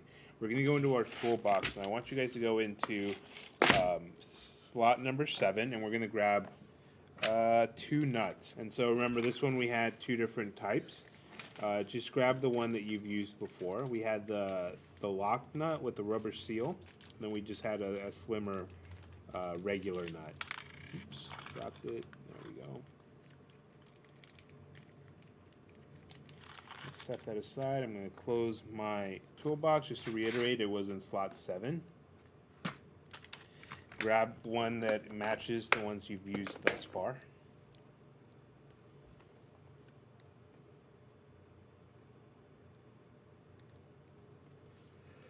I'm going to set that aside. I put this aside, and I'm going to grab the make block box. And when I open it, what I'm going to go into is I'm going to open down to the bottom. I'm going to go grab another one of these metal plates. The one that we need right now is the one that's shaped like a T. This one in particular looks like this. This is the piece. It's the biggest piece of the ones that remain. It's the same on both sides. I'm going to grab this piece and set it aside, and I'm going to seal everything up and put it back away.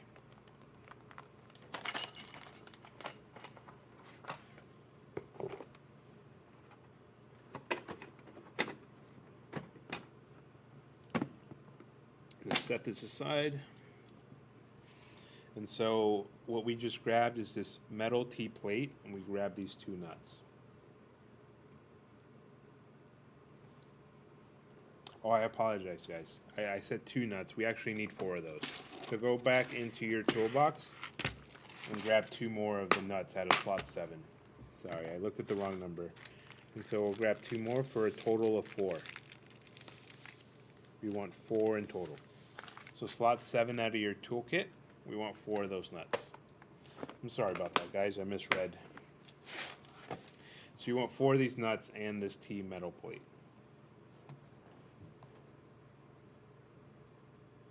What you're going to do is, let's move this to the side. We're going to grab what we've built of our robot thus far. I'm going to orient it this way, just facing me.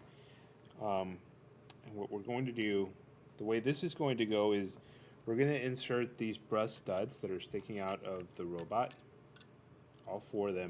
They're going to insert into this T-plate, and they're going to insert at the very corners of the longest side of the T-plate, so the top of the T. And so it's going to go into that corner, it's going to go into this corner, it's going to go into that corner, and it's going to go into this corner. And this long end of the T, guys, is actually going to be facing the front of the robot. The front of the robot being the side with the raised bar. And so I'm going to insert it, and then I'm going to spin it around to demonstrate which side. And so I'm going to go ahead and insert it. It's going to look like this. It's a little awkward because you want it to go down flat. You can't put one side in and then the other. So it's a little bit awkward. Just be patient. You'll get it. Let's see. Maybe I'll flip it the other way. If not, May have to squeeze the, this might the be studs a little bit. You'll have to kind of finagle it a little Yes, bit definitely. and get in. There it goes. Sometimes it may pop in there a little bit. There we go. Just kind of have to get in there and handle it a little bit. Don't force it too much, but you are going to have to put a little bit of pressure. I did have to put pressure. It was really just one of these rods didn't want to go in, so I had to squeeze it into place.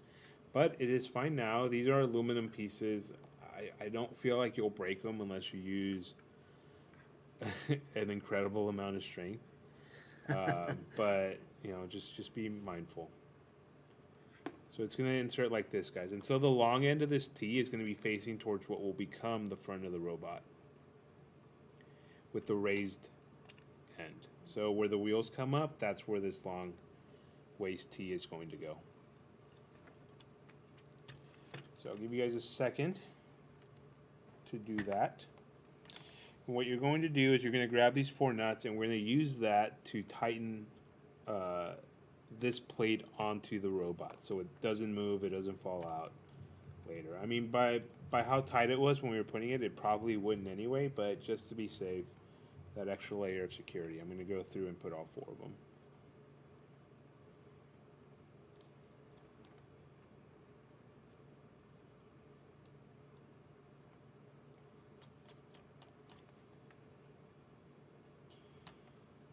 Let's see, and then you're going to tighten them.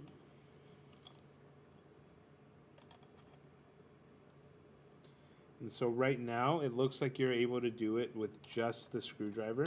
Not the screwdriver, excuse me, with the wrench. You're able to tighten it all on its own.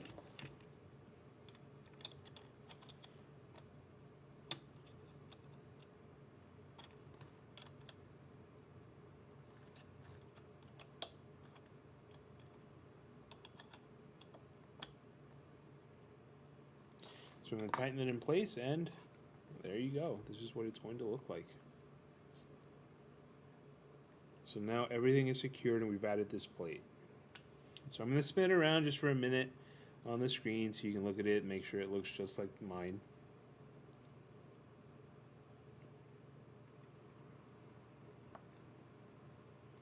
What do you need help with, Sherman? Where are you having trouble? And feel free to unmute yourself if that would be easier. Yeah.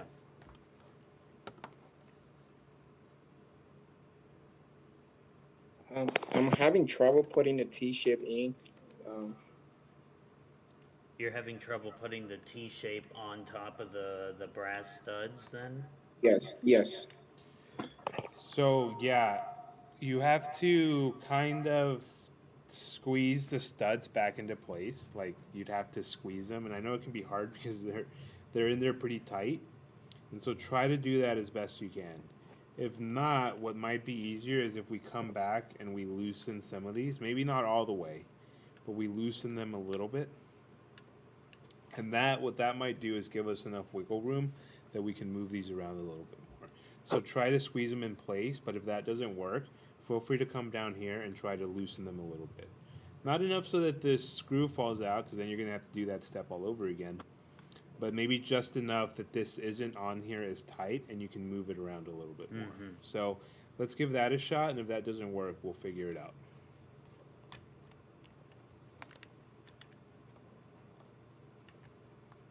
Like this part when we were working, I'd say it's probably similar in difficulty to this piece. It fits in a very specific way, and any little thing can throw it off. So just be a little bit patient, and we'll make sure we get it. It was difficult for me too, though. Then let us know whenever you get there, Sherman, or if you're still having trouble, let me know.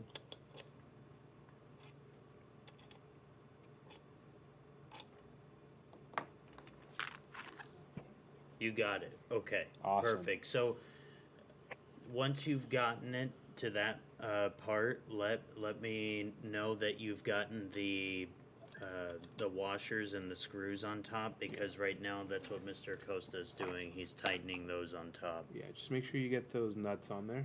When we tighten them, you should be able to just do it with the wrench. Camera, there we go. And you can just tighten it with your wrench, and we'll be ready to move on to the next step. Is everyone else having any trouble so we can work through it together? If not, we will be ready to move on to the next step shortly.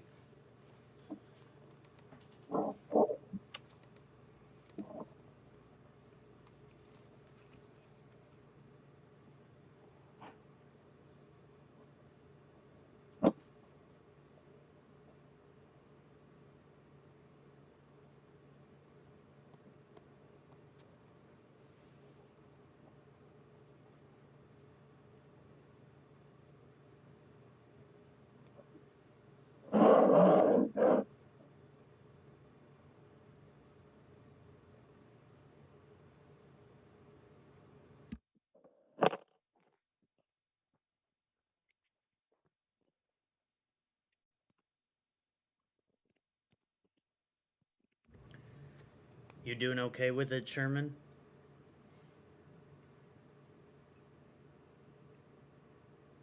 Nice, awesome. So we'll move on to the next step. Last few steps for today. We're not going to complete the robot today. We're going to complete it 100% tomorrow. But we do have a couple more steps just for today. What we're going to do is I want you to go into the make block box. I'm going to set the screwdriver and wrench aside. I'm going to set the robot aside. I want you to go into make block box, this one. We'll go into the toolkit in just a moment, but out of here we're going to grab one of the electrical components. And so we're going to do the rest of it tomorrow, but we are going to put one of these components on here. And the one we are going to use is going to be the one that looks like this. This is what's called the line sensor, and it senses lines. And so tomorrow I'm going to go in a little bit more detail as far as like what does it do and how does it work. But for right now, just know it's called the line sensor, and that's what we're going to attach next. And so I'm going to go ahead and open it just so I can show you what it looks like, so you guys can identify the correct piece. Another thing that I want to stress is when you get to these pieces specifically, they are more sensitive. So far, the majority of what we worked with has been aluminum, which is very hard to break. These are thinner. And as soon as you touch them, guys, you can feel, they just feel like computer components, right? If you ever opened a computer and you touched anything on the inside, this is what it feels like. And these are more breakable, so I definitely want you guys to be careful in the way that you handle these. You know, that's not to say that you messing around with it is going to break it, but just be careful, be mindful. You don't want to like sit on it, for example, by accident, or put your robot on top of it by accident. But this is a piece that we're going to use right now. And so while we're in here, we're also going to grab another piece out of the aluminum pieces. And so far we have, what we're going to grab is this one long piece in here. And it looks like some of the beams that we used earlier, just a way shorter version of it. It'll look like this. It's going to be in the pouch with the aluminum pieces. At this point, there was only 3 of them in there, and this is the only one that looks like this. And there's only one of them, so we're going to grab this. And we're going to set it aside. You know, while we're in here, so we don't have to come back, let's go ahead and grab the other piece we'll need for the next step. And so what we have in here, guys, you should have 2 pieces left. One that looks like a 3-sided square, it's missing the top side, and then one that looks like a corner. The one we're going to use right now is this corner looking one. So I'm going to put this, that other piece back, and I'm going to grab this piece. So go ahead and grab this piece as well. So out of that pouch, you should have grabbed these 2 pieces.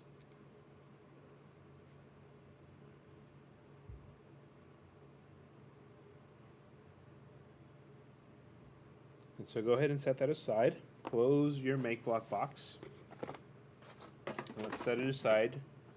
Let's go to our toolkit. Out of our toolkit, what we want to do is we're going to go grab some 8mm screws. The 8mm screw was in slot 2. So the second slot from the top, slot 2. And we're going to need 4 of those, guys. So go ahead and grab 4 of those. 2, 3, 4. So 4 8mm screws out of slot 2 in the toolkit. And so I'm going to set that aside. I'm going to click my toolbox shut. I'm going to throw away some of this trash, and I'm going to set it aside. And so what we just grabbed is the line sensor, this beam looking piece, this corner looking piece, and then 4 8mm screws. And so what we're going to do is first we're going to move this to the side, and we're going to keep these 2 pieces. We're going to keep the line sensor, we're going to keep this beam, and we're going to keep 2 of these screws, and we're going to attach these. I want you guys to be very mindful here. You know, I know I just got done talking about it, but I want to reiterate, we're about to screw this piece directly onto here. If you tighten too tight, you're going to break this piece. The pressure that you're putting in from these 2 sides, from this metal beam and the screw, is just going to split it in half. So this is one of those situations where you want to go tight and snug, but you don't want to go too tight. Because if you go too tight, you're actually going to break this piece. It is pretty thin. So what we're going to do is we're going to orient this piece this way, white side up. There's a black side and there's a white side, and the white side has a cube. That side facing upwards. And what we're going to be screwing into, guys, is going to be these two holes. Near this cube, the two holes adjacent to it.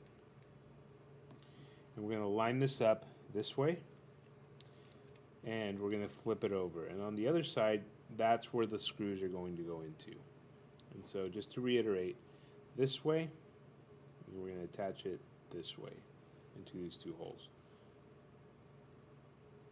And so this can be a little bit tricky. I hope I'm explaining myself correctly and you're able to see it on the TV on your screen over Zoom correctly. If you need me to do it again, let me know. And you're going to screw that in. I know I did.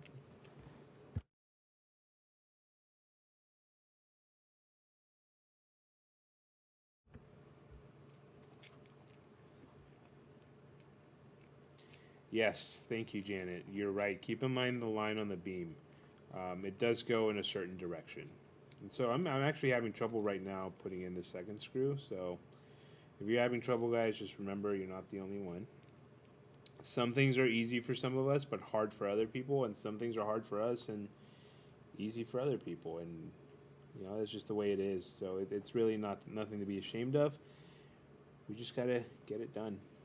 And so I don't feel comfortable. Let me take that out and do it again.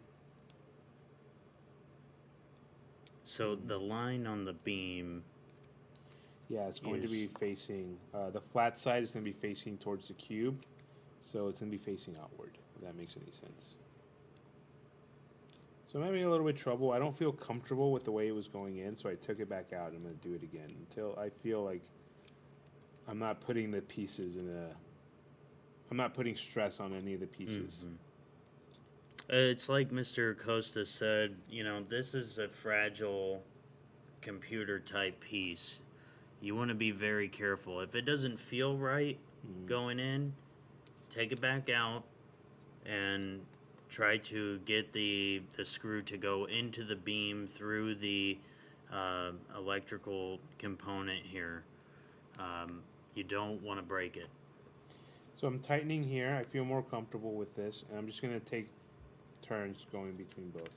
And so one is actually going in a little bit easier than the second one, but it's not in a way that makes me feel like I'm going to break the piece. You know, I'm not having to put a lot of pressure into it. See, that might be a better angle. I got to be mindful of the way I hold it. So that might be a better way of seeing it. So I'm just taking turns between both. And so there we go. And so there I'm feeling pretty snug. And it goes a little bit more there. That came to a stop. I'm not even going to try to go any further. This one I'm going to go. There it came to a stop. I'm not even going to go any further. And so just to show you guys a second time, this is what it's going to look like. This is how your pieces are going to be lined up.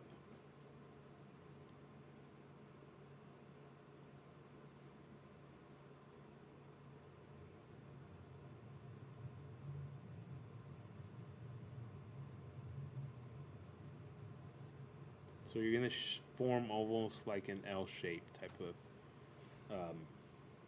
piece. And so when you look at this actual line sensor, maybe I should have gone over it before, but I don't think it's a big deal.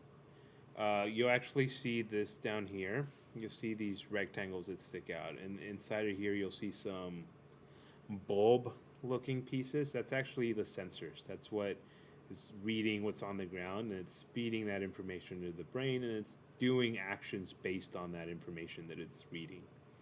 And over here, you see a port. We're actually going to be attaching a wire under there, and that's what's going to transfer the information. So it'll see the information through here, it'll feed it through, and it'll come out of this wire into the brain. And so we'll talk a little bit more about that tomorrow, but this is what this piece is going to look like. Is anyone having trouble with this part so far? What we're going to do next,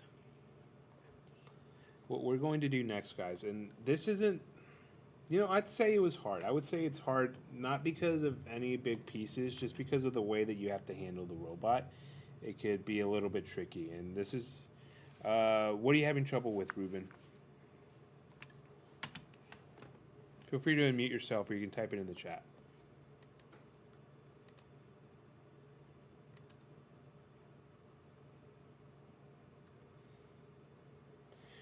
When I was screwing in this screw, one went in a little bit easy and the other one went a little bit harder. And I almost went anyway. And after I pushed through it a little bit, it got easy. So it was just that initial weird angle that it was at. So if you're having trouble with the initial, try to just kind of screw it in anyway. But if it's too much, like you're feeling like you're putting too much pressure, take it back out. The other thing I could suggest, if one is going in but the other one is having trouble, take the one that's going in out and try to do the other one first, and then come back and do the second one. But make sure that you don't screw it in too much. If you screw it in too much, what it's going to do is it's going to throw the alignment off between the two pieces, and it's going to be a lot harder to screw it in. So you just want to screw it in a little bit, like not even a full circle, and then alternate between both of them until you get it. So I'll keep holding it up on the screen. If that didn't answer your question, Ruben, feel free to type it in the chat or unmute yourself with a more specific question that I can attempt to answer.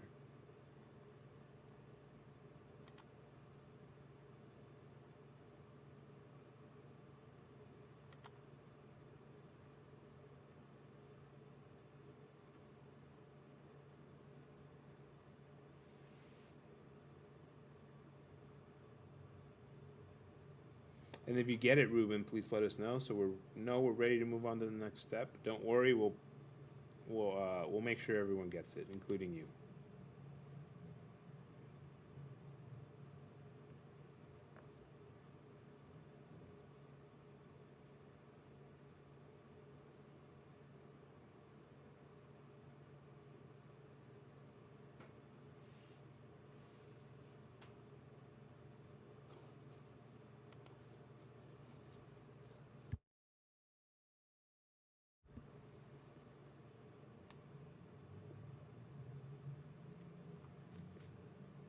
How's it coming, Ruben? You still having trouble?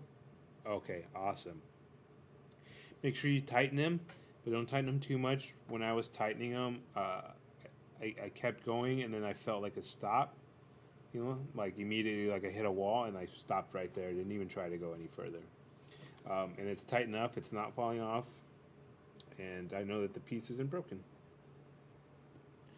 So as I was saying before, we're going to attach this piece now to the actual robot that we built earlier. And this part can be difficult, even though it's really not a complicated piece. Just I remember last year a lot of us had trouble just because of the awkward position and the angle that this has to go in. And so I want to make sure that I'm lining it up correctly. And so we're going to use this piece to attach this onto there. And so this is what it's going to look like. I'm looking over my notes to make sure that I am putting it in the right place. And so this piece, we're going to grab this piece. I'm going to set this aside for the sake of, there we go. And we're going to, and both sides are identical, so it really doesn't matter. The way it's going to go, guys, it's going to go like this on top. And so this wall corner is going to be facing outward. And so the screws where we're going to be screwing into is going to be the two corners. And so when I line it up onto the robot, it's going to be these two screws. And so just as an example, I'm going to line up those two holes, and it's going to look like that. And so this piece is going like that, just to reiterate. And so, like I said, it's not hard. Like conceptually, it's easy, but the actual attaching it, the physics of it can be a little bit difficult. And so that's how this piece is going to be attached. What we're going to come through and do next is we're going to line up what we've already lined up here with this piece. And this piece is going to come up through the bottom like that. And we're going to line up these two pieces like that. And so the difficult part is holding these three pieces together as we accomplish this, which can be difficult. So when we're attaching this piece, the way it's going to be orientated is going to be with the line sensor, the white portion facing downward. Sorry, the black portion is be facing downwards, and when you look up, the white portion facing upwards. And the sensor, remember we talked about all the little bulbs in the sensor, that's going to be facing downwards because those little sensors need to be pointed at the ground because the information it's reading is on the ground. And so make sure that these pieces are lined down. Honestly, it's intuitive, like you can't really put it in a different way, but just to make sure that I'm explaining everything to you guys. And so I'm going to line it up like so. And it's going to be very hard to hold it up in the air, so I'm just going to go ahead and screw it in. And if you need any help, let me know. I'll hold it up in the air. And so as you can see, what might be easier is I'm going to go ahead and just attach this first corner piece onto there with the screws. I'm going to insert the two 8mm screws that we have left. Remember, we grabbed 4, we used 2, and now we have 4. So it's attached like that, guys. That's the way it's attached. And then we're going to line up these 2 holes with these 2 screws. Whoops, let's see, there we go. And we're going to screw them in. Underneath, this is going to be a tricky part. It's just tricky holding everything together because the screws are so, see, that seems to work for me. There we go. Just sort of hand tighten them. Yeah, as much as you can. And so the way it's going to turn out is going to look like that, guys. And so I just hand tighten them as much as I could. And I'm going to go ahead and tighten them with my screwdriver.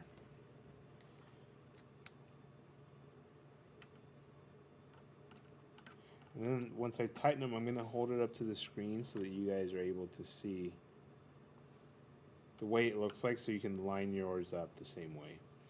And again, conceptually it's not hard. It's just holding 3 separate pieces together at the same time. Can be a little bit awkward. And so this is what it's going to look like.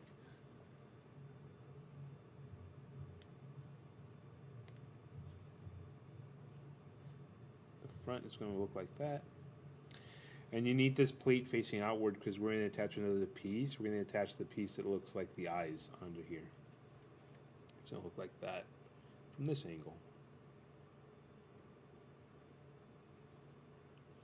I'll give you guys a few minutes to do this. Again, I recognize it's a little bit awkward, so we're all going to be a little bit patient in putting it together and patient in waiting for our fellow participants to finish.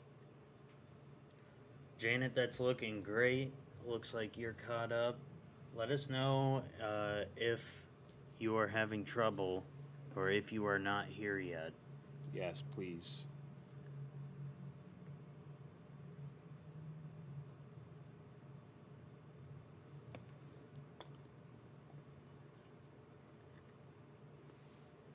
Oh, and actually, as I see it, I feel like I can tighten mine a little bit more, actually, so I'm going to go ahead and do that. I want it to be nice and tight. I don't want anything to fall off. And you really have to be conscientious about this sensor because, you want to make sure it's tightened enough to where it isn't going to fall off. Mm-hmm. It's the first thing that will come in contact with the ground. That's if true. It were to hit anything. And that's the reason when I looked on here, I saw that there was some space between this piece and this plate. And I thought, let me get it as high as possible because I don't want it dragging along the ground. Just because I didn't tighten my screws tight enough. And one of the things that I noticed is, if you're going to be off-roading this thing, which it's more than capable of doing, we've done it before, Mr. Costa and I, you want to take off the line sensor, but we're going to get to that. The reason why we're putting it on now is because we're going to have, practical applications of this sensor in the next couple of days. But in the future, if you plan on off-roading this thing, you're going to want to take that line sensor off because it is more than prone to getting hit by twigs and sticks and things that can damage it. Okay, is anyone having any trouble? Is everyone on this step? Again, really difficulty is the awkwardness. So if you're still having trouble, let us know and we'll be patient. and we won't move on without you. Give you guys 1 minute to let us know if you're having any trouble or to complete where you're at. So I'll keep turning it on the screen so you guys are able to see what mine looks like and make sure that yours looks very similar. Well, it looks identical to mine, honestly.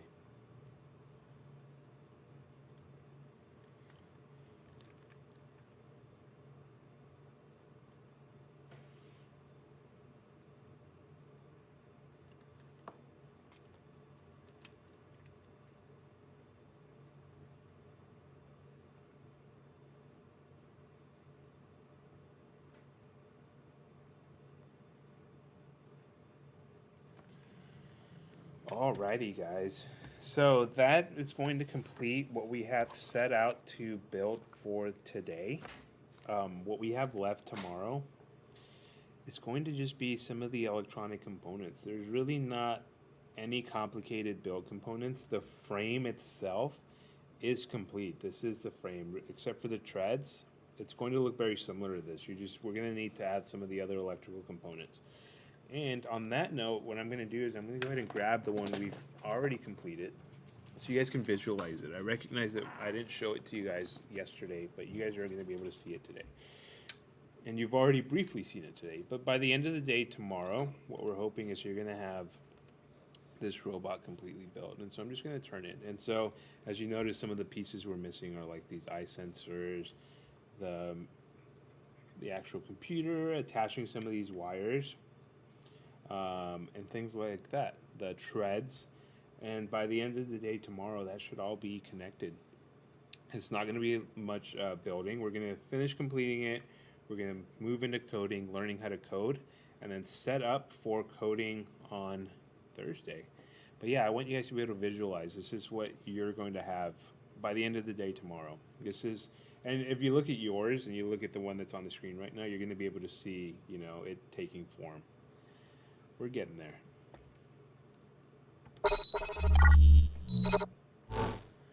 So what I want to do is transition to, for all of you getting credit for being here for this academy. Those that left early today, that's fine. We'll catch them tomorrow.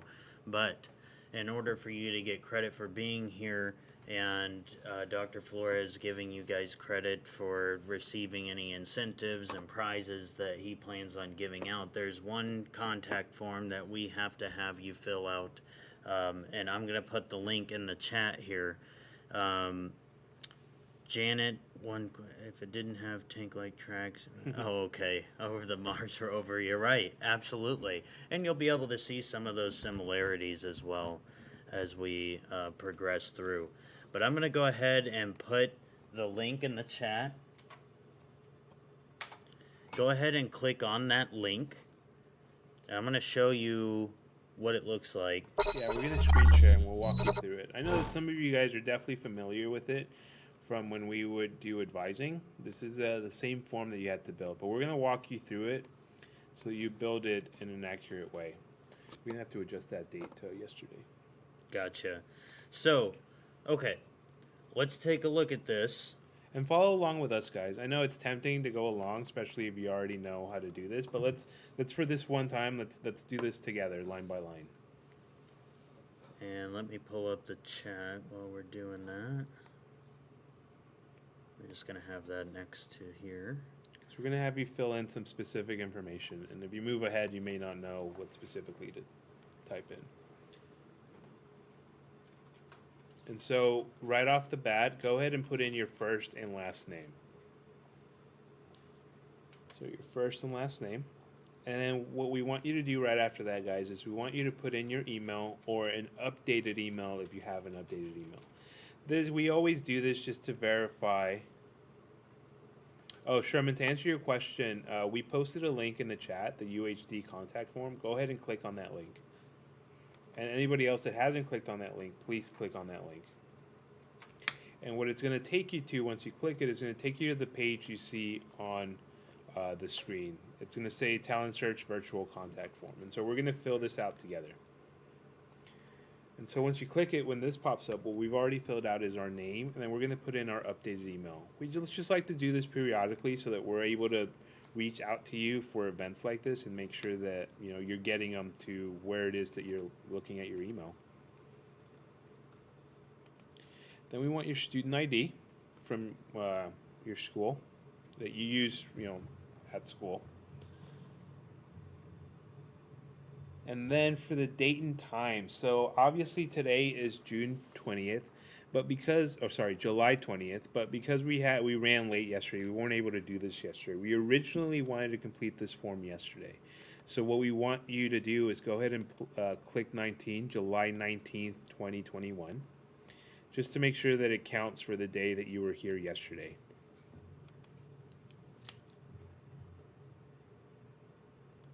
Once you click July 19th, that part's very important, guys. July 19th, go ahead and click the school that you were just in this past school year. If your school isn't listed in this list, go ahead and click Other and type your school in.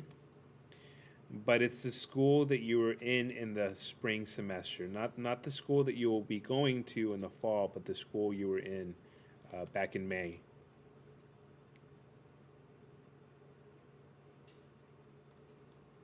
And now usually when you do your grade level, if you click on one, it's going to come up with a number of topics that you have to click.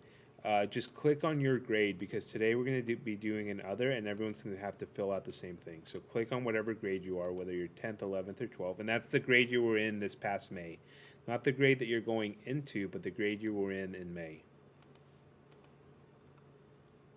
And I want you, in whatever grade you click in, there's going to be an option at the bottom that says Other. Click on Other.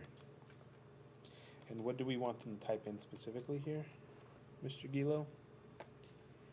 We want to make sure that we all type in the same thing. So when you click Other, it's going to have a blank box for you to type in what we are typing in specifically. So word for word, try to follow what we've typed in.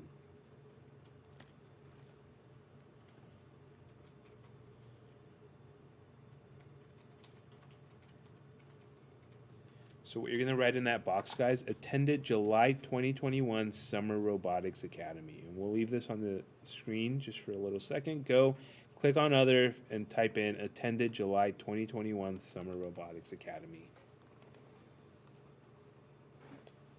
Right below that, there's going to be a box for you to sign. Sign as best you can. I know that some of you guys may be on a tablet. It might be easier. If you're on a computer, use your mouse.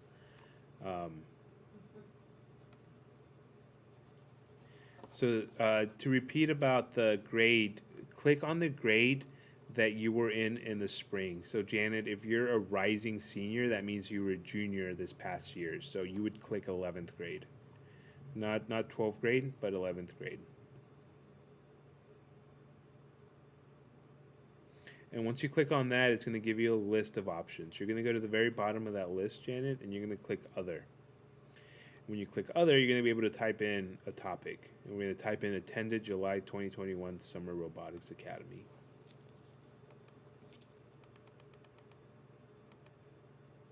And once you do your signature, maybe it's your initials, maybe it's your full name, whatever it might be, once you do that, you can click on Submit Form, and we will get that form, and we're going to count you as having attended the contact form. And it's important that you do this, like Mr. Gilo said, for the prizes, to give you credit for being here, but it's also very important for the showcase on Friday, so you guys can get some of those perks that we'll have on Friday. So it's very important that you submit this.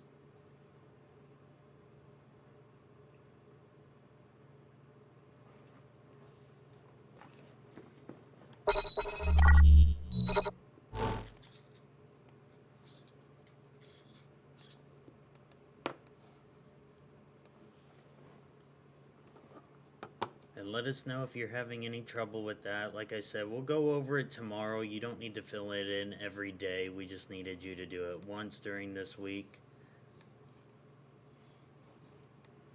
We keep track of what you attend and for how long as well. And that's not just for us, that's for you, because we often get questions at the end of your senior year.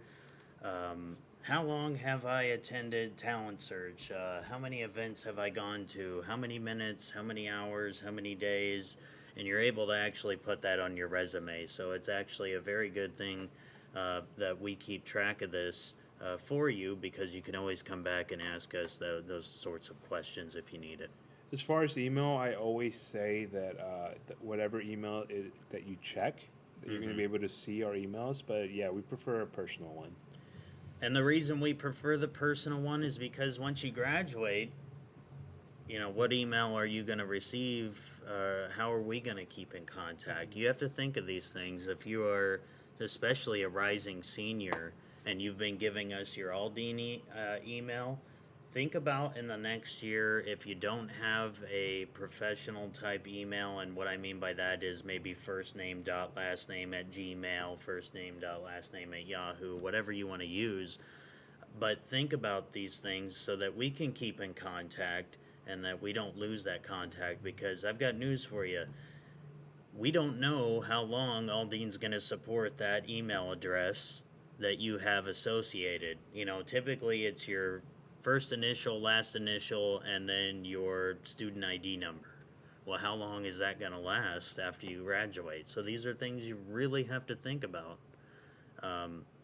If you use your Aldine email right now, that's fine. But we encourage you to maybe start thinking about transitioning to a personal email that you check frequently. But as of right now, we just want to make sure we remain in contact. So make sure it's an email that you check frequently.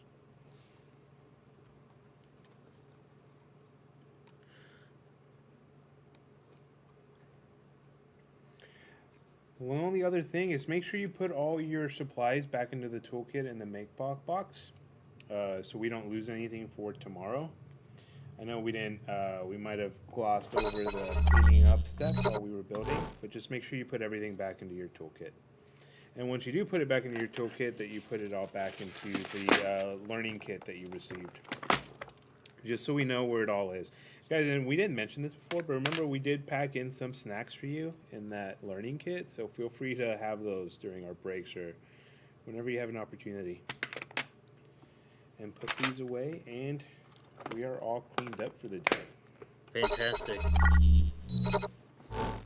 Okay, so we're going to end it off. We're going to be back at 1 o'clock tomorrow, and so make sure that you join right at 1 o'clock. We're going to get started right on time. Once again, we've pretty much taken care of all the technical glitches and things. So tomorrow we're really going to start to get into what is coding.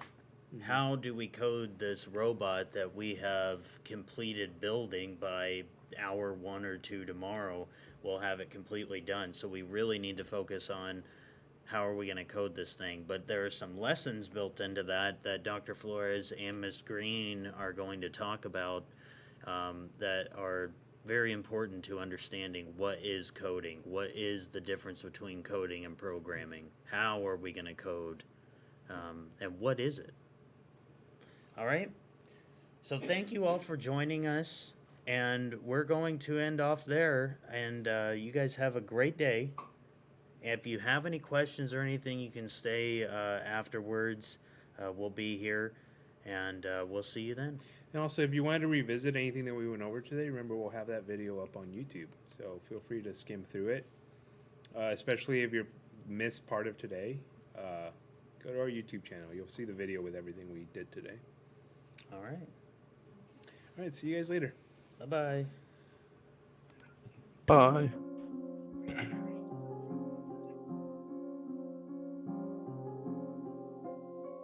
I'll type the YouTube channel in right now.